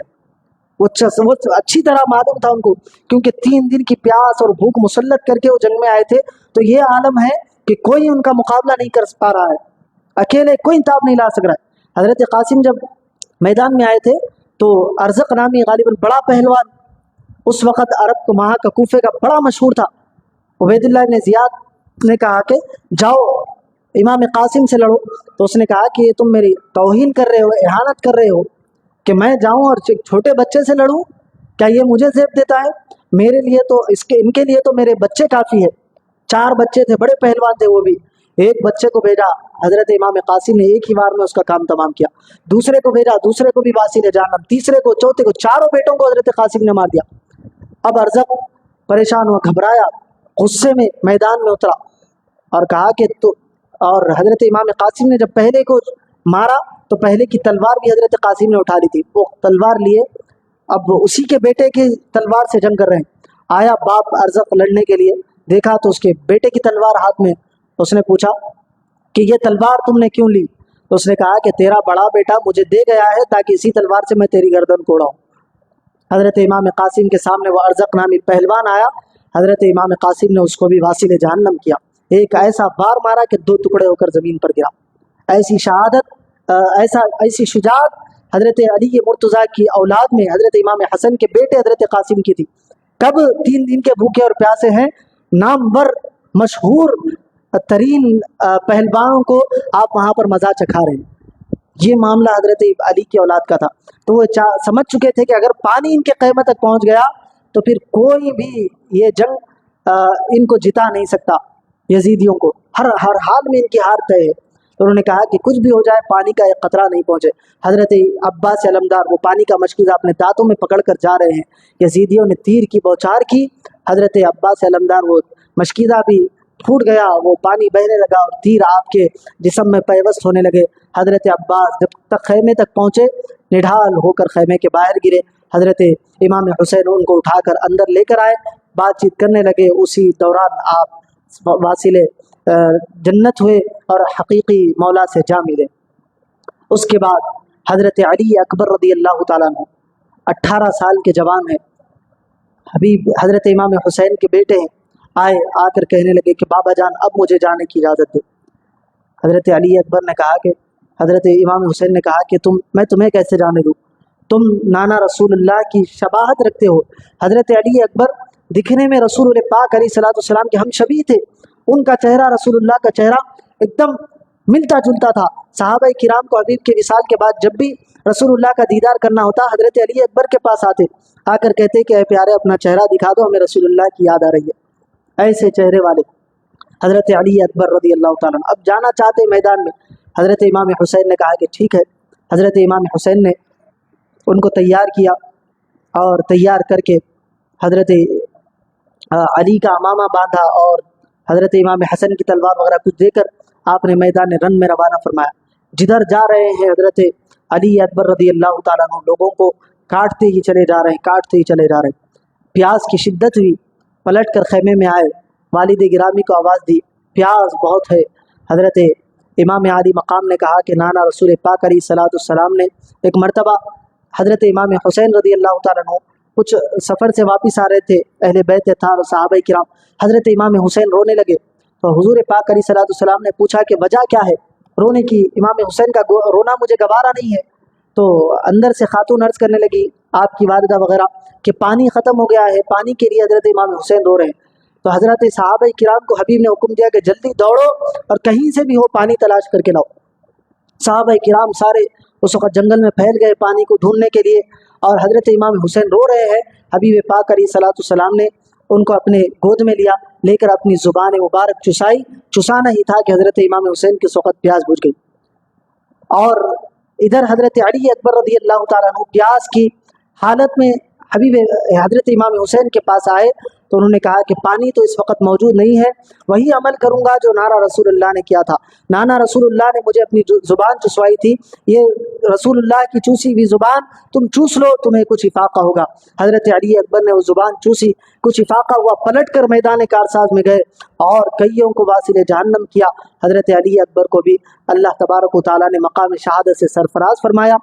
روایت میں آتا ہے کہ حضرت امام حسین کی اس وقت عمر 50-51 سال کی اس وقت تھی. حضرت علی اکبر کا جب لاشا اٹھانے کے لیے حضرت امام حسین میدان کربلا میں کارساز میں جنگ کے میدان میں گئے تو حضرت سکینہ فرماتی ہے, حضرت زینب فرماتی ہے کہ جب امام حسین گئے تھے تو امام حسین کی داڑھی کے سارے بال کالے تھے, ایک بال بھی اس میں سفید نہیں تھا. لیکن جس غم اور اندوہناک کیفیت کا سامنا اس وقت حضرت امام حسین کو ہوا, اس غم کی کیفیت سے جب حضرت علی اکبر کا لاشا لے کر امام خیمے تک پہنچے تو داڑھی کے سارے بال غم کی کیفیت سے سفید ہو چکے تھے. ایسی کہ غم کی کیفیت اس وقت حضرت امام حسین پر طاری. اس کے بعد حضرت علی اصغر رضی اللہ تعالیٰ عنہ نے 6 ماہ کے شہزادے پیاس سے رو رہے ہیں, بلک رہے ہیں, تڑپ رہے ہیں. ادھر عورتیں سنبھال رہی ہیں, اب سنبھل نہیں رہے ہیں. حضرت زینب رضی اللہ عنہا نے غالباً لے کر آئے کہ بھائی پیاسا ہے, شاید ہو سکتا ہے بچے کو دیکھ کر وہ لوگ کچھ پانی دے دے. حضرت امام حسین رضی اللہ تعالیٰ عنہ حضرت امام علی اصغر رضی اللہ عنہ کو گود میں لیے آئے, آ کر اعلان کیا کہ اے لوگوں سنو, تمہاری جنگ مجھ سے ہے, تم مجھے جتنا تکلیف دینا چاہتے ہو تکلیف دے لو.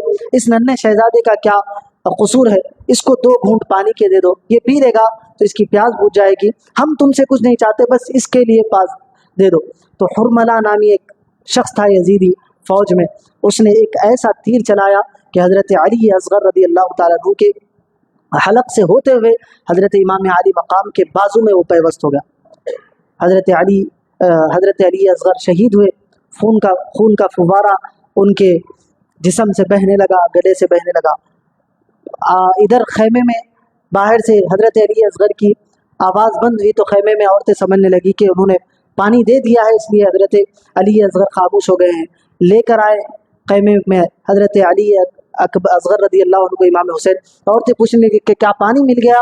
तो हज़रत इमाम हुसैन कहने लगे कि हाँ, मैंने अली असगर को जन्नत का जाम कौसर पिला कर लाया। कैसी तकलीफ़ में आप मुब्तला थे और आपका सब्र और इस्तिकामत देखे हज़रत इमाम हुसैन का। अब बारी है हज़रत इमाम हुसैन की, सारे मर्द शहीद हो गए और इधर हज़रत इमाम ज़ैनुल आबिदीन बीमार करबला इस सफ़र में बीमार हो गए थे। ऐसी नहीं हालत है कि हाथ से तलवार भी नहीं उठ रही है। तैयार होने लगे कि अब बाबा जान मुझे जाने की इजाज़त दे।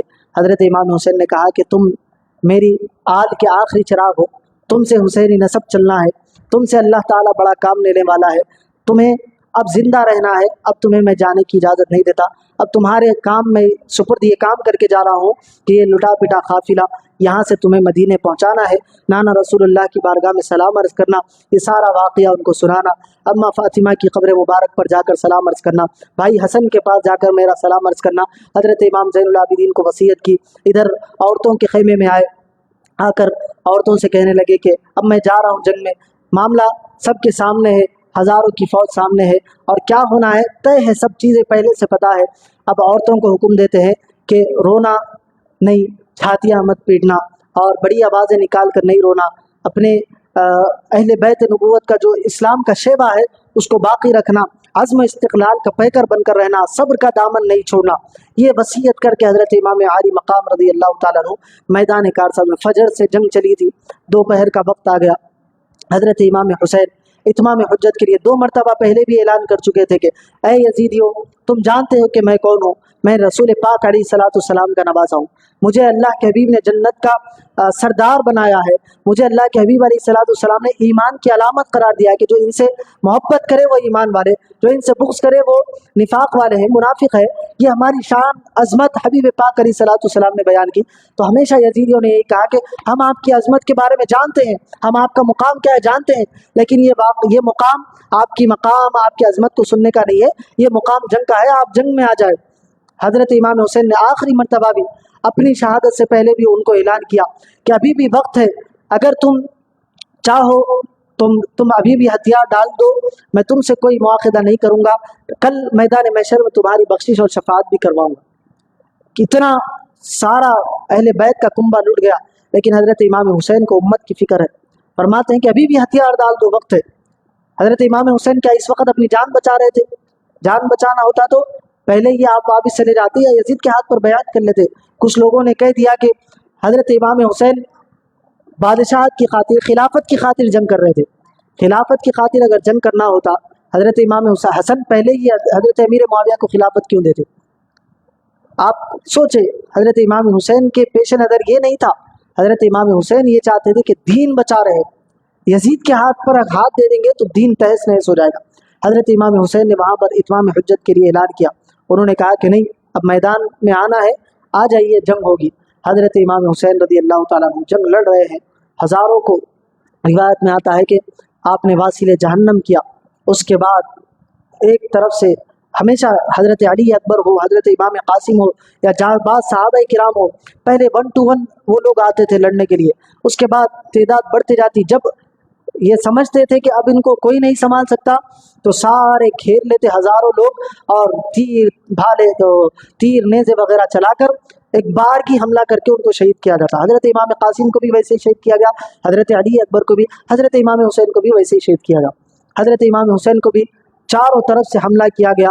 हज़रत इमाम हुसैन का घोड़ा उस ज़ख्मों की ताब ना ला सका, वो घोड़ा ज़मीन पर आया, हज़रत इमाम हुसैन उतर गए। जैसे ही उतरे, शिमर का नाम आता है, शिमर लईन, मलऊन शिमर आया और आकर हज़रत इमाम हुसैन को मारना चाहा। हज़रत इमाम हुसैन रज़ी अल्लाह ताला अन्हु के सीने पर वो बैठ गया और आपका गला काटना चाहता है, लेकिन वो गला नहीं कट रहा है, वो गला जिसको रसूल पाक अलैहिस्सलाम चूमा करते थे। हज़रत इमाम हुसैन ने कहा कि शिमर, तो सालों साल तक इस गले पर खंजर चलाता रहे, ये गला कटने वाला नहीं है। क्यों? क्योंकि इसको रसूल पाक अलैहिस्सलाम ने बोसा लिया है। क्या वक्त है? हज़रत इमाम हुसैन ने पूछा। उसने कहा कि जुमा का वक्त है, खतीब मिंबर पर खुतबा दे रहा है, اور حضرت امام حسین نے کہا کہ خطیب منبر پر میرے نانا کا خطبہ دے رہا ہے اور تو اسی نانا کے نواسے کے جسم پر بیٹھ کر اس کو ہلاک شہید کرنا چاہتا ہے. اس نے کہا کہ اب یہ باتیں کرنے کا وقت نہیں ہے، میں جلدی سے آپ کو شہید کر کے رہا ہوں، کیونکہ اس کے پاس یزید کا آرڈر تھا کہ ان کے سر لائیں گے تو تمہیں تخت و تاج دیا جائے گا، مال و دولت دی جائے گی. وہ بس دنیا کی حرص اور لالچ میں حضرت امام کا سر چاہتے ہیں. حضرت امام حسین نے کہا کہ یہ سر اس طرح کٹنے والا نہیں ہے، ٹھہر جا، میں نماز پڑھتا ہوں، نماز کے بعد جنگ لڑیں گے. حضرت امام حسین رضی اللہ تعالیٰ عنہ اس میدان کربلا میں بھی، خون کے لت پت میدان میں، حضرت امام حسین کربلا کے اس میدان میں نماز کے لیے کھڑے ہوئے. جیسے ہی حضرت امام حسین رضی اللہ تعالیٰ عنہ سجدے کے لیے زمین پر گئے، اس شمر العین نے آپ کو پیچھے سے وار کیا گردن پر سے، حضرت امام حسین رضی اللہ تعالیٰ عنہ کو شہید کر دیا. انا للہ و انا الیہ راجعون. سارا اہل بیت کا کنبہ یہاں پر لٹ گیا. اس کے بعد یزیدیوں نے حضرت امام حسین کے گھر والوں کے خیموں پر حملہ کیا، وہاں آگ لگا دی، جو ساز و سامان تھا چھین لیا، ان کو قیدی بنا لیا گیا. سارے شہدائے کربلا کے سروں کو نیزوں پر لگا دیا گیا. یہاں تک روایت آتی ہے کہ جب حضرت امام حسین رضی اللہ تعالیٰ عنہ کے سر کو بازاروں سے لے جایا جا رہا تھا، اس وقت بھی حضرت امام حسین رضی اللہ تعالیٰ عنہ کے زبان مبارکہ سے قرآن کی تلاوت جاری تھی. حضرت امام حسین سورہ کہف کی تلاوت، یہ دیکھیں جو عمل انسان دنیا میں کنٹینیو کرتا ہے نا، وہ عمل اس کا مرنے کے بعد بھی باقی رہتا ہے. جمعہ کا دن ہے، نماز جمعہ کے بعد لوگ سورہ کہف کی تلاوت کرتے ہیں. حضرت امام حسین بھی سورہ کہف کی تلاوت کرتے ہوں گے. ادھر شہید ہو گئے، سر تن سے جدا ہو گیا، لیکن وہ وقت سورہ کہف پڑھنے کا تھا. حضرت امام حسین کا سر ہے کہ سورہ کہف کی تلاوت کرتے ہوئے جا رہا ہے. یہ شان والے حضرت امام حسین رضی اللہ تعالیٰ عنہ. اب یہ سر لے کر عبید اللہ ابن زیاد کے پاس گئے.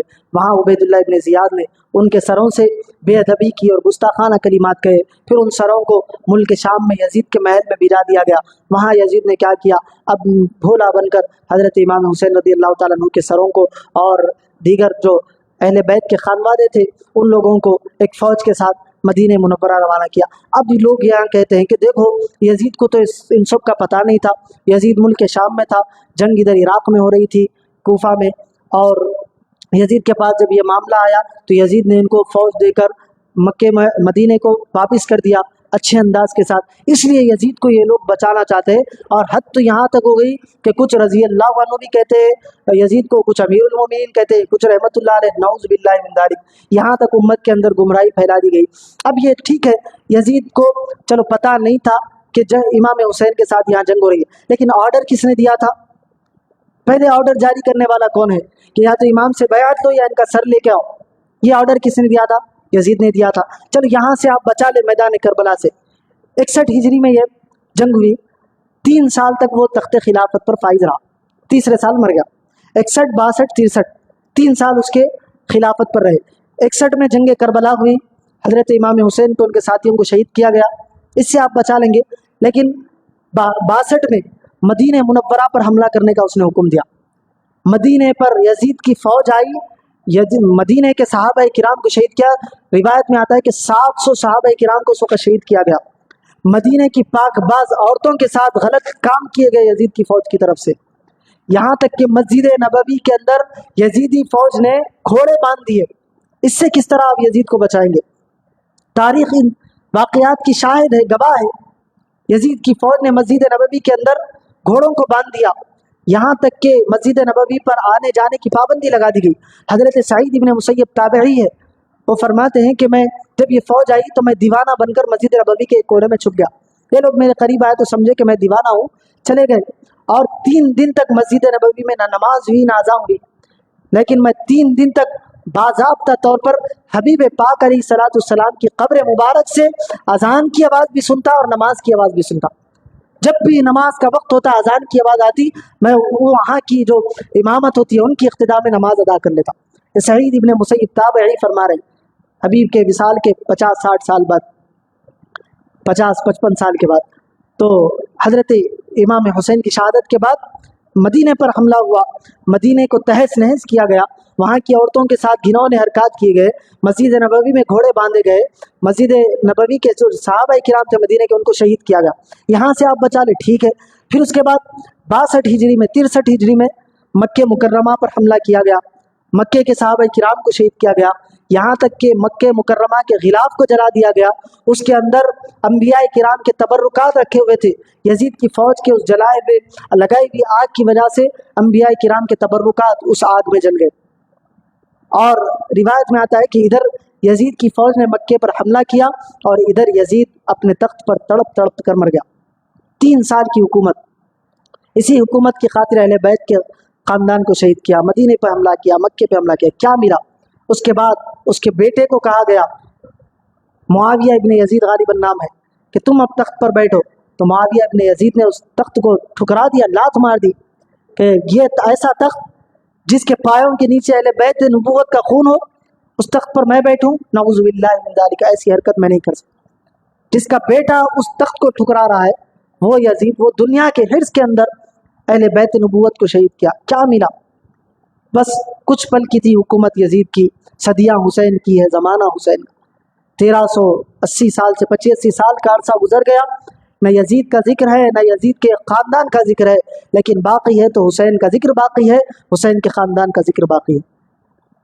پھر اس کے بعد چند سال کے بعد مختار ثقفی نامی ایک شخص اٹھا، بعد میں یہ بھی دعوی نبوت کیا، اس کے بارے میں بھی الگ الگ اقوال آتے ہیں، لیکن اس نے چن چن کر جو اہل بیت کے غدار تھے، جو عبید اللہ ابن زیاد، عمرو ابن سعد، یہ تاروں کو پکڑ کر وہی میدان کربلا میں، بعض کو اس کے گورنر ہاؤس میں، سب کو عبید اللہ ابن زیاد مختار ثقفی نے قتل کیا۔ چند سالوں کے اندر وہاں کا نقشہ بدل گیا۔ بعد میں پھر حضرت عمر بن عبدالعزیز رحمۃ اللہ علیہ کی خلافت آئی، انہوں نے پھر مسلمانوں کی حکومت کو جاری کیا۔ تو یہ اہل بیت نبوت کے ساتھ اس آج کے اس عظیم المرتبت دن میں 10 محرم الحرام کے دن واقعہ پیش آیا۔ یہ ساری جنگیں جو ہے 10 محرم الحرام کے دن ہوئی۔ ہمارے پاس غلط رسومات، غلط بدعات پھیلائی جاتی ہیں کہ وہ 7 کو حضرت امام قاسم کی، وہ 7 مہندی، ان کی شہادت، وہ نیا 9 کو الگ، کچھ نہیں ہوا۔ 10 کے دن جنگ شروع ہوئی، فجر سے وہ جنگ چلی، صحابہ کرام شہید ہوئے، آخر میں اہل بیت کی باری آئی، اہل بیت نبوت بھی شہید ہوتے گئے، یہاں تک کہ آخری 3-4 بجے کا ایسا وقت آ گیا۔ اس کے بعد روایتوں میں آتا ہے کہ جب سورج ڈوبنے لگا تو علماء کرام نے لکھا کہ آج سے پہلے جو سورج میں دیکھتے ہیں کہ سورج ڈوبتے وقت لال ہو جاتا ہے، وہ اس سے پہلے نہیں تھا، 10 محرم الحرام سے پہلے۔ یزید سے جنگ ہونے کے بعد، یہ جنگ کے بعد خون، سورج بھی، علماء نے لکھا کہ سورج بھی خون کے آنسو رو رہا ہے، اور روزانہ ڈھلتے وقت وہی آنسو سورج کے نکلتے ہیں اور سورج لال ہو جاتا ہے۔ اس سے پہلے سورج لال نہیں ہوا کرتا تھا۔ اور روایتوں میں آتا ہے کہ 3 دن تک صبح ہو رہی ہے، شام ہو رہی ہے، لیکن کسی کو پتہ نہیں، صرف اندھیرا ہی اندھیرا، 3 دن تک سورج نہیں نکلا، بغیر بادل کے سورج اندھیرے کو چھوڑ رہا ہے، سورج اپنی شعاعوں کو نہیں چھوڑا۔ ایسا سوگ اللہ تعالیٰ کی طرف سے منایا گیا۔ اور روایت میں آتا ہے کہ ملک شام میں، کوفہ میں، بصرہ میں، جہاں پر سے پتھر اٹھایا جاتا وہاں سے خون ہی خون بہ رہا ہے 10 محرم الحرام کے دن۔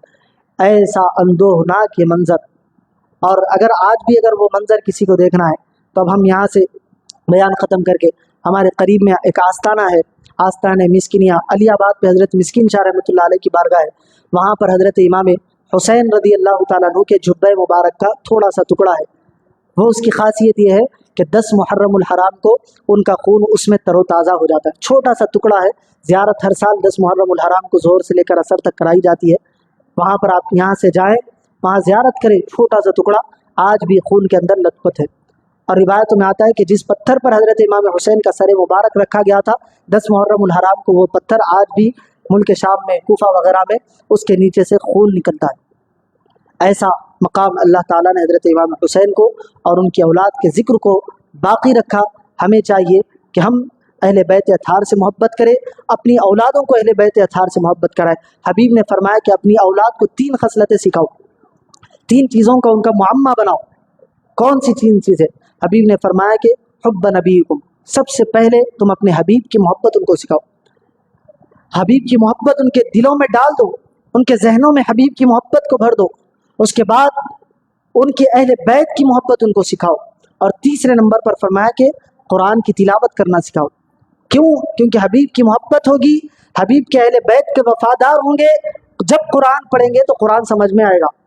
صرف قرآن کو پکڑ لیں گے، حبیب اور حبیب کے اہل بیت کو چھوڑ دیں گے، قرآن سمجھ میں آنے والا نہیں ہے۔ वहाँ पर पढ़ने वाले भी तो कुरान पढ़ने वाले थे। एक तरफ यजीदियों का मजमा है, एक तरफ इमाम हुसैन का मजमा है। इमाम हुसैन के पास भी कुरान की तिलावत, यहाँ भी यजीदों के पास भी कुरान की तिलावत। इधर भी नमाज हो रही है, इधर भी नमाज हो रही है, इधर अहले बैत है और इधर भी नमाज में अहले बैत पर दुरूद भेजा जा रहा है। लेकिन मोहब्बत अहले बैत उनके पास नहीं थी, इसी वजह से उनको वो कुरान समझ में ना आए, वो मकाम उनको समझ में ना आए। अगर अहले बैत की मोहब्बत होती तो फिर कभी ये ऐसा काम नहीं करते। मैंने आपको हुर का वाक़या सुना। हुर जो थे आए थे, हजरत इमाम हुसैन का रास्ता रोका था, लेकिन जब जंग शहीद हुई मामला सारे बदल गए। उन्होंने सोचा कि मैंने तो इस अंदाज के मुताबिक इनको नहीं रोका था, मैं समझ रहा था कि बातचीत से मसला हल हो जाए। हुर ने वहाँ से पलटी मारी, हजरत इमाम हुसैन के पास आए। रिवायत में आता है कि सबसे पहले इमाम हुसैन के इधर से लश्कर में से आकर लड़ने वाले हुर इब्ने यजीद, वही हुर जिन्होंने यजीदियों की तरफ से हजरत इमाम हुसैन को पहले रोका था मैदान करबला में। तो जिसके दिल में अहले बैत की मोहब्बत होती है उसको अल्लाह ताला फिर अहले बैत से वफादारी का सिला भी अता फरमाता है। हुर को जन्नत की बशारत हजरत इमाम हुसैन ने दी। तो हमें चाहिए कि हबीब की मोहब्बत अपने औलाद के दिलों में डाले, हबीब के अहले बैत की मोहब्बत अपनी औलाद के दिलों में डाले, उसके बाद कुरान मजीद की तिलावत उनको सिखाए, तब कुरान उनको काम आएगा, कुरान उनके दिलों में उतरेगा, कुरान के जो बरक़ात है, कुरान के जो असरात है, कुरान के जो अनवार है उनके दिलों पर खुलेंगे। सिर्फ कुरान पढ़ लेने से, कुरान का तर्जुमा पढ़ लेने से, अहले बैत के बागी होने से कुरान आपको समझ में आने वाला नहीं है। इसीलिए तो हमारी जंग है। अहले हदीसों ने क्या किया, तबलीगियों ने, देवबंदियों ने सहाबा करते हुए सहाबा किराम को पकड़ लिया, और इधर शियों ने क्या किया, अहले बैत कहते हुए शियों ने पकड़ लिया, अहले बैत को पकड़ लिया। इन्होंने अहले बैत को छोड़ दिया, इन्होंने सहाबा को छोड़ दिया। इसीलिए इनको हमेशा ये लोग नीस तो नाबूद होते रहे, ज़िल्लत और रुसवाई उनका मुक़द्दर बनते रही। अहले सुन्नत वल जमात को अल्लाह ने ये शरफ़ अता फरमाया कि अहले बैत से भी मोहब्बत करते हैं, सहाबा किराम से भी मोहब्बत करते हैं। हबीब ने फरमाया कि मेरी अहले बैत और मेरे सहाबा की मिसाल ऐसी है कि मेरी अहले बैत सफ़ीने नजात है, हज़रत नूह अलैहिस्सलाम की कश्ती के मानिंद है, और मेरे सहाबा आसमान के सितारों की मानिंद है। अगर आप आज से 200-300 साल पहले, जब नेविगेशन का सिस्टम नहीं था, रास्ते सितारों के जरिए देखे जाते थे, अल्लाह के हबीब ने जो मिसाल दी वो किस कदर गहराई वाली मिसाल है आप देखें। हबीब ने फरमाया कि मेरी अहले बैत और मेरे सहाबा से वाबस्ता हो जाओगे तो जन्नत में जाओगे। मेरे सहाबा की मिसाल तारों की मानित, मेरे अहले बैत की मिसाल कश्ती नूह की मानित।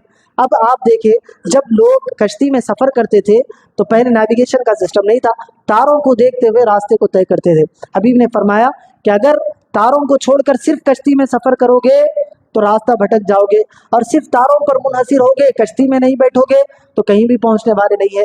कश्ती भी होगी, तारों को भी देखोगे तो मंजिल मकसूद तक पहुंचोगे, और वो मंजिल मकसूद तुम्हारी जन्नत है। तुम्हारे एक हाथ में अहले बैत का दामन हो, एक हाथ में सहाबा किराम की मोहब्बत का दामन हो, तभी तुम कामयाब होगे, वरना कामयाबी का कोई और रास्ता नहीं है। अहले बैत की मोहब्बत भी होनी चाहिए, सहाबा किराम की मोहब्बत भी होनी चाहिए। यजीद को ये लोग अहले हदीस और देवबंदी तबलीगी वाले हज़रात रहमतुल्लाह अलैह कह रहे, रज़ी अल्लाह अन्हु कह रहे, वो उनकी मोहब्बत होगी, वो अपना सिला अल्लाह के पास से लेंगे।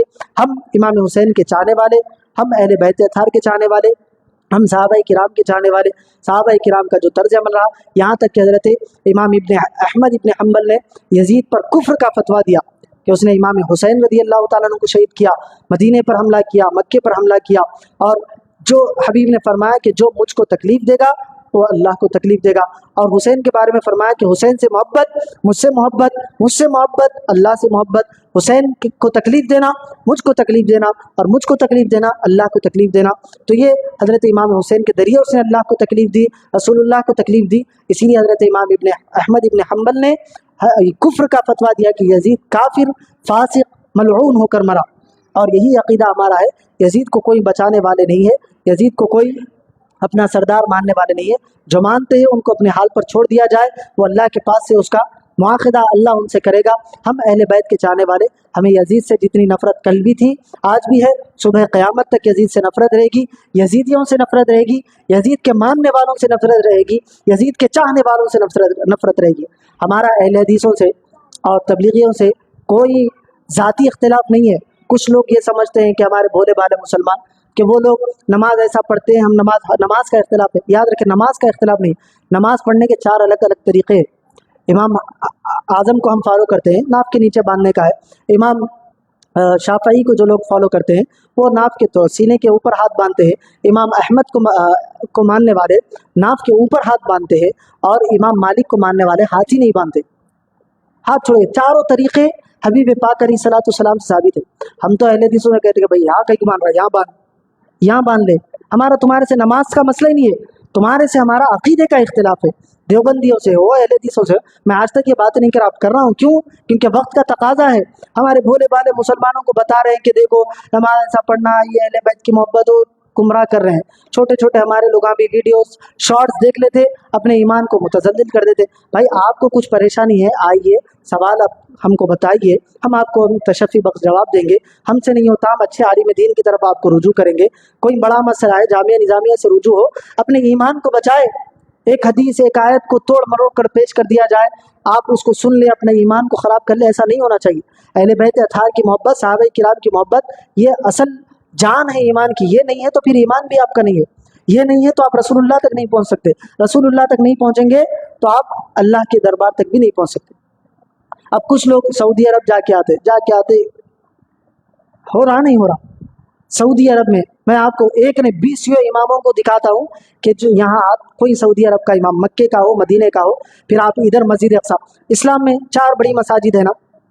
सबसे दुनिया की पहली मस्जिद हराम काबतुल्लाह, दूसरी मस्जिद मस्जिद अक्सा, इस्लाम की पहली मस्जिद मस्जिद कुबा, दूसरी मस्जिद नबी। चारों मसाजिद के इमामों के दिखाना मेरा काम है कि वो हाथ कहाँ बांधते। वो हाथ यहाँ पर बांधते और हम जाके आते यहाँ पर हाथ हो जाना। समझ की बाहर की बात है। वहाँ पर एक फ़िक़्ह को फॉलो किया जाता है, वो हज़रत इमाम अहमद इब्न हम्बल का है। आपको नीचे वाले नहीं बता दे, आपको इससे पहले भी एक वाक़या सुनाया। मैं जिद्दा में कॉर्निश है, समंदर का किनारा है, वहाँ की एक मस्जिद है। वहाँ की मस्जिद में हम मगरिब की नमाज़ अदा करें।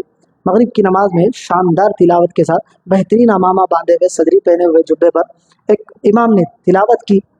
उसके बाद नमाज के बाद उनसे मुलाकात का शरफ़ हासिल हुआ। मुलाकात की, बातचीत में उन्होंने पूछे कहाँ से आए, हम तारुफ कराए। उसके बाद मैं पूछा आप कौन से मसलक से है, पूछा तो उन्होंने बोले कि मैं फ़िक़्ह में हज़रत इमाम शाफ़ई को फॉलो करता हूँ, लेकिन चारों मसालिक मेरे सर के ताज है। बोले कौन बोल रहे हैं? मक्के जिद्दा की बड़ी मस्जिद है समंदर के किनारे में, मस्जिदुर रहमा उसका नाम है। भाई इमाम का नाम बोल रहा हूँ, मस्जिदुर रहमा, एक मस्जिद का नाम अच्छा याद है, मस्जिदुर रहमा। समंदर के, कोई जिद्दा जाके आए तो उनको पता होगा, समंदर के किनारे पे मस्जिद है, वहाँ के इमाम से। फिर हम मस्जिद नबवी के जो गाइड होते हैं, हमारे पास एक लाल शमला डाल लेके फिरता, बेचारे के वीडियोज़ आते हैं ऐसा वैसा। सिर्फ किसको बहकाता? मक्के हिंदुस्तान से आए वालों को, पाकिस्तान से आए वालों को, बांग्लादेश, और दूसरे लोगों को छेड़ लेता ना। क्यों? क्योंकि उसको वही ज़बान आती और वही लोगों को जो मन में आया वो बोल लेता, पढ़ लेता, अहादीस इधर से उठाता उधर मिला देता, उधर से उठाता मिला देता। हम वहाँ के मस्जिद नबवी के बाहर जो गाइड बैठते पुलिस वाले, उनसे पूछे कि इसका क्या काम है। इसका काम इतना ही है, जिसको अरबी नहीं आती, जो उसकी मादरी ज़बान है उर्दू बोलने वाले, उनको रास्ता बताना उसका काम है। बैतुल खला यहाँ है, वो गली वहाँ है, वो गेट वहाँ है, उसका उतना काम है। लेकिन उन्हें अपनी तरफ से ये एक्स्ट्राऑर्डिनरी काम करके लोगों के ईमान को, अकीदे को ख़राब कर रहा। वहाँ किसी आलिम से नहीं मिलता। आलिम से मिला तो एक आलिम साहब से मिला था, अब तक वीडियो नहीं आया उसका, आप लोगों को मालूम होगा। तो इन लोगों का काम सिर्फ ईमान और अकीदे को ख़राब करना है। इन लोगों को छोड़ा गया है। वहाँ के जो लोग हैं, वहाँ के मानने वाले, मदीने मुनव्वरा में कसीदे बुर्दा की महफिल मैं खुद अटेंड किया, महफिल नात में मैं गया मदीने मुनव्वरा में, वहाँ के शेखों के घर में। तो ये वहाँ के लोग अहले सुन्नत वल जमात के थे। हाँ, अब हमारे पास क्या होता है, अहले सुन्नत बोले तो रोड पे सबील लगा के नियाज करना, देख से चढ़ा देना, रोड पे लोगों को जाम करके खाना खिलाना, जलसा हुआ तो पूरी रोड को पैक करके जलसा करना, ये हम समझते हैं। वहाँ के हुकूमत ऐसा इजाज़त नहीं देती। वहाँ पर सारे काम घरों में होते हैं, बेहतरीन महाफिल होती है, बेहतरीन कसीदा वहाँ पर पढ़ा जाता है, हुजूर पाक अलैहिस्सलाम की मदह सराई की जाती है। ये मदीने वालों का आज भी माहौल है। सय्यदुल शुहदा की बारगाह में आप जाए, वहाँ ऐसे आपको सुन्नी मिलेंगे कि जिसकी हद नहीं। हमारा ईमान कुछ भी नहीं है उनके सामने। वैसे अहले सुन्नत वल जमात के अकीदे वाले आपको वहाँ मिलेंगे। तो बतलाने का, ये बातचीत करने का मकसद ये है कि कोई भी आए आपको कुछ बातें सुनाए तो आप फौरी रुजू करें किसी अच्छे आलिम दीन से। निज़ामिया को जाए, किसी अच्छे आलिम आप जिसको मोतबर मानते हैं, आए उनके पास बैठे, अपना मामला सुनाए। ऐसा नहीं कि दिल में खरीश आ गई और वो काम करने को छोड़ रहे हैं, ऐसा नहीं होना चाहिए। हज़रत इमाम हुसैन की हमको याद ताज़ा करना है और हज़रत इमाम हुसैन का जो उसवा है, उस उसवे पर अमल करना है। वो उसवा क्या है? صبر کا جو حضرت امام حسن حسین نے حضرت بی بی زینب کو کہا تھا کہ صبر کا دامن نہیں چھوڑنا، واویلا نہیں کرنا، شور نہیں مچانا. ہمارے پاس بھی انتقال ہو گیا تو ایسا روتے جیسا اللہ کی امانت تھی اللہ کے پاس چلے گئی. ہمارا کام کیا کرنا ہے؟ اس پر صبر کرنا ہے، اللہ کے لیے اللہ کی جانب سے ان کے اللہ کے بارگاہ میں ان کے لیے دعا کرنا ہے مغفرت. یہی ہمارا کام ہے. حضرت امام حسین نے ہم کو یہی پیغام دیا کہ صبر کیا جائے، اور دوسرا یہ دیا کہ کوئی بھی حالت ہو ہماری نماز قضا نہیں ہونی چاہیے. میدان کربلا میں ایکسکیوز تھا حضرت امام حسین کے پاس، جنگ میں ہے، لیکن حضرت امام حسین نے کہا کہ نہیں، نماز کا وقت ہے، نماز پڑھی جائے گی، جو ہوتا ہے دیکھا جائے گا، سامنے سے وار کرنے نہیں آ رہا، نماز کی حالت میں شہید کرے. تو یہی پیغام کربلا کا ہے کہ اپنی عبادتیں اپنی بچائی جائے، حضرت امام حسین کے اسوے پر عمل کرتے ہوئے 5 وقتہ نمازوں کے پابند بنا جائے، عبادت دل کھول کر کی جائے. حضرت امام حسین کے بارے میں آتا ہے کہ 25 حج آپ نے کیے، اور وہ بھی پیدل کیے. سواری ہونے کے باوجود مدینہ منورہ سے آپ پیدل جاتے، کیونکہ حج کے لیے جانے والے کے ہر قدم قدم پر اللہ نے ثواب رکھا ہے. حضرت امام فرماتے ہیں کہ میں گھوڑے پر جاؤں گا، لیکن اس سے بہتر یہ ہے کہ میں اپنے قدموں پر چل کر جاؤں تاکہ اللہ کی بارگاہ سے زیادہ مقام پاؤں، زیادہ ثواب پاؤں. یہ حضرت امام حسین ہے. جنت کے نوجوانوں کے سردار ہونے کے باوجود ان کی عبادت کا معاملہ یہ تھا. ان کی راتوں کو دیکھیں گے آپ. حضرت امام زین العابدین جو کربلا سے بچ گئے، ان کا نام تو علی اوسط ہے، لیکن مشہور ہوئے زین العابدین، عبادت کرنے والوں کی زینت. ایسی عبادت کہ ان کے جیسی عبادت کوئی نہیں کر سکتی. یہ مقام حضرات اہل بیت کے اطہار کا ہے، شہداء کربلا اس دن میں شہید ہونے والوں کا ہے. تو ہمیں چاہیے کہ ان کے اسوہ حسنہ پر عمل کرے، ان کی سیرت کو خود بھی سنیں، اپنی اولادوں کو بھی سنائیں، اور ان کی سیرت پر عمل کرنے والے ہم بن جائیں. یہی پیغام حضرت امام حسین کی شہادت ہم کو دیتی ہے. اللہ تبارک و تعالیٰ سے وابستہ ہو جائے، حبیب پاک علیہ الصلوۃ والسلام کے ساتھ ہو جائے. اور ایک بات آپ کو سناتے ہوئے میں اپنی گفتگو ختم کروں. اہل سنت کا عقیدہ بھی اس سے ظاہر ہوتا ہے. جب یزید میدان کربلا سے حضرت امام حسین کے گھر والوں کو پکڑ لیا گیا، ان کے خیمے جلا دیے گئے، ہتھ کڑی لگا دی گئی. ہتھ کڑی لگا کر عبید اللہ ابن زیاد کی گورنر ہاؤس کو لے گئے. وہاں سے پھر یزید کے تخت کے پاس لے جا رہے تھے تو حضرت امام زین العابدین رضی اللہ تعالیٰ عنہ کو بیڑیاں پہنا دی گئی تھی، پاؤں میں بیڑیاں، ہاتھوں میں ہتھ کڑیاں ڈال کر لے جایا جا رہا تھا. حضرت امام اس وقت بخار کی حالت میں تھے، کافی علیل تھے. ایسی حالت میں بھی ان کو قید کر دیا گیا.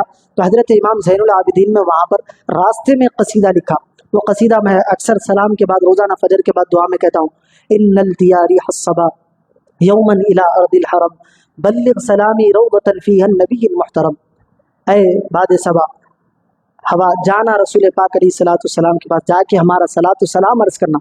ہم جو سلام یہاں سے پیش کر رہے ہیں، لوگ کہتے ہیں کہ صرف سلام رسول اللہ کے روضے پر جا کر پیش کرنا چاہیے، رسول اللہ وہیں سے سنتے ہیں. حضرت امام زین العابدین کربلا کے میدان کے پاس ہے، وہاں سے رسول پاک کی بارگاہ میں سلام پیش کر رہے ہیں. اور یہ لوگ بھی یہ کہتے ہیں کہ یہاں سے یا رسول اللہ نہیں کہنا چاہیے.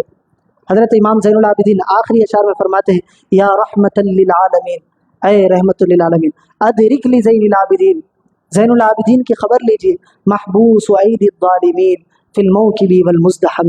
ان بیڑیوں نے، ظالموں نے بیڑیوں میں ڈال کر جکڑ لیا ہے، یہاں آئیے ہماری مدد کیجیے. کون بلا رہے ہیں؟ حضرت امام زین العابدین. امام زین العابدین سے بڑا اس وقت کوئی عالم دین روئے زمین پر موجود نہیں ہے. حضرت امام زین العابدین سے زیادہ دین کو جاننے والا، دین ان کے گھر سے نکلا. حضرت امام حسین کے شہزادے، ان سے زیادہ دین جاننے والے کوئی ہے؟ وہ فرما رہے یا رحمت اللہ. ہم یا رسول اللہ بولے تو لوگوں کو شرک بدعت یاد آ جاتی. آئی بات. وہ شاعر نے کہا تھا کہ بے عشق محمد کے جو پڑھتے ہیں بخاری، آتا ہے بخار ان کو بخاری نہیں آتی. تو بخاری بھی پڑھنا ہے، قرآن بھی پڑھنا ہے، تو عشق نبی دل میں ہونا چاہیے. جب عشق نبی دل میں آئے، عشق صحابہ و اہل بیت دل میں آئے، جب آپ ان کی باتوں کو پڑھیں گے تو آپ کو باتیں سمجھ میں آئیں گی. آ رہی ہے آپ لوگوں کو بات سمجھ میں؟ بہت ساری جو مشکلات کا سامنا آپ لوگوں کو ہو رہا ہوگا، اس سے تھوڑا تھوڑا میں پردہ ہٹایا ہوں، سمجھ میں آیا ہوگا.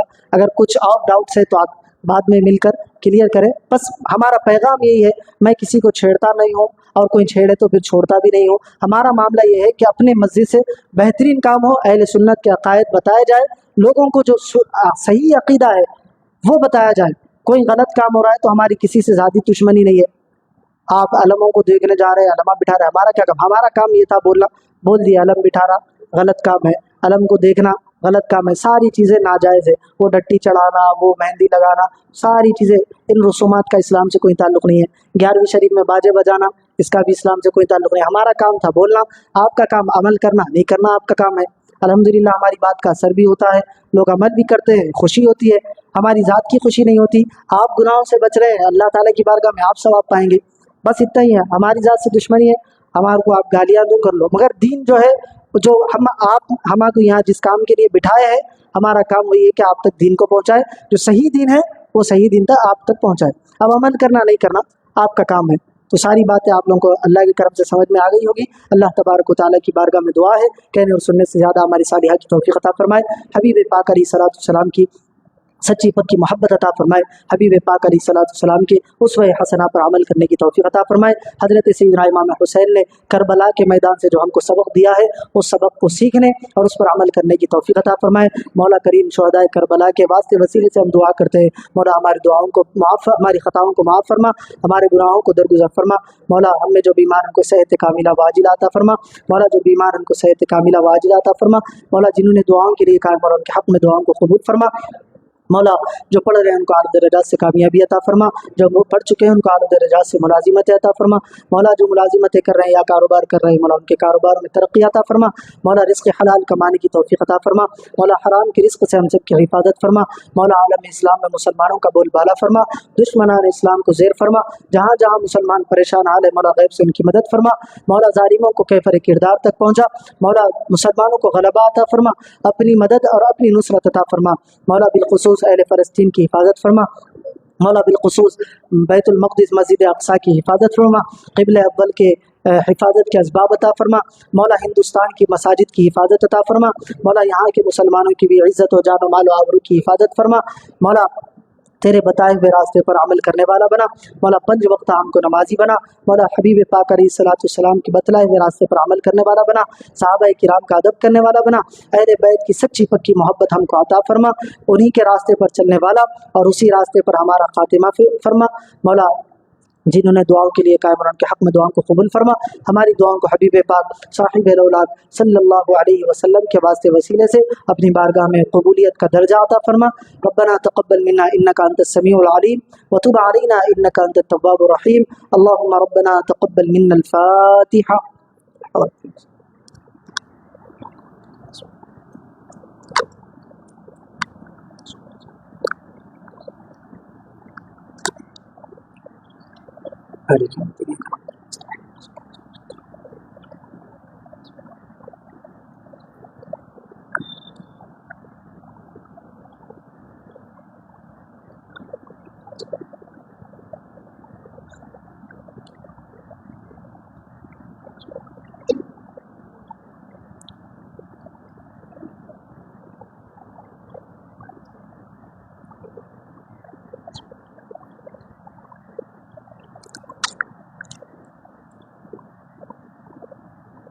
قال الله تبارك وتعالى في شأن عظمة حبيبه إن الله وملائكته يصلون على النبي يا أيها الذين آمنوا صلوا عليه وسلموا تسليما اللهم صل على سيدنا محمد وعلى آله وصحبه أفضل صلواتك وعدد معلوماتك وبارك وسلم وصلى الله تعالى وسلم على خير خلقه ونور عرشه سيدنا محمد وعلى آله وأصحابه أجمعين والحمد لله رب العالمين۔ انشاءاللہ صلاۃ والسلام ہوگا، اس کے بعد ہمارے مسجد کے کچھ طلباء میں بکس وغیرہ تقسیم کیے جائیں گے، اس کے بعد محفل کا اختتام عمل میں آئے گا۔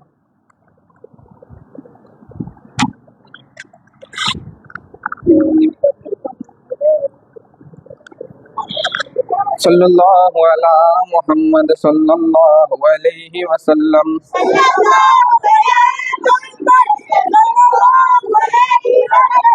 صلی اللہ علی محمد صلی اللہ علیہ وسلم۔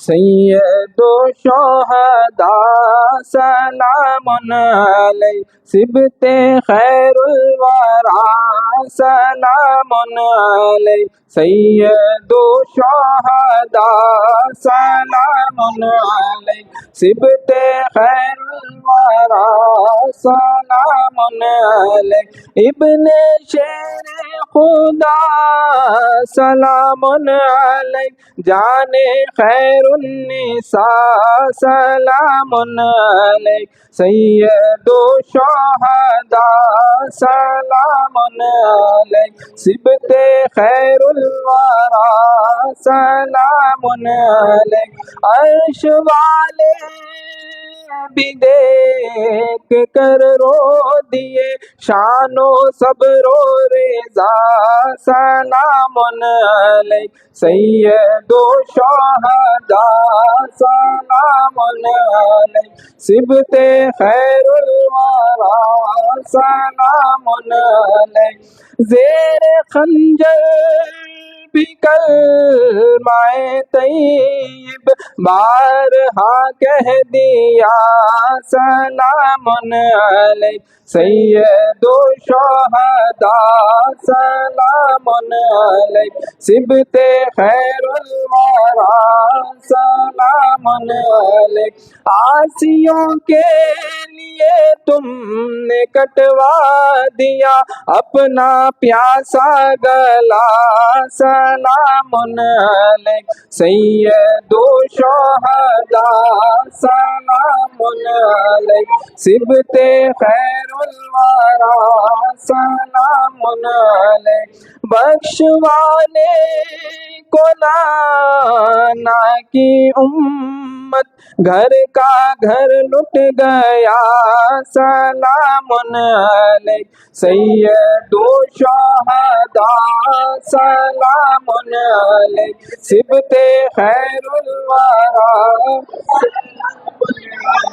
لاج رکھ لی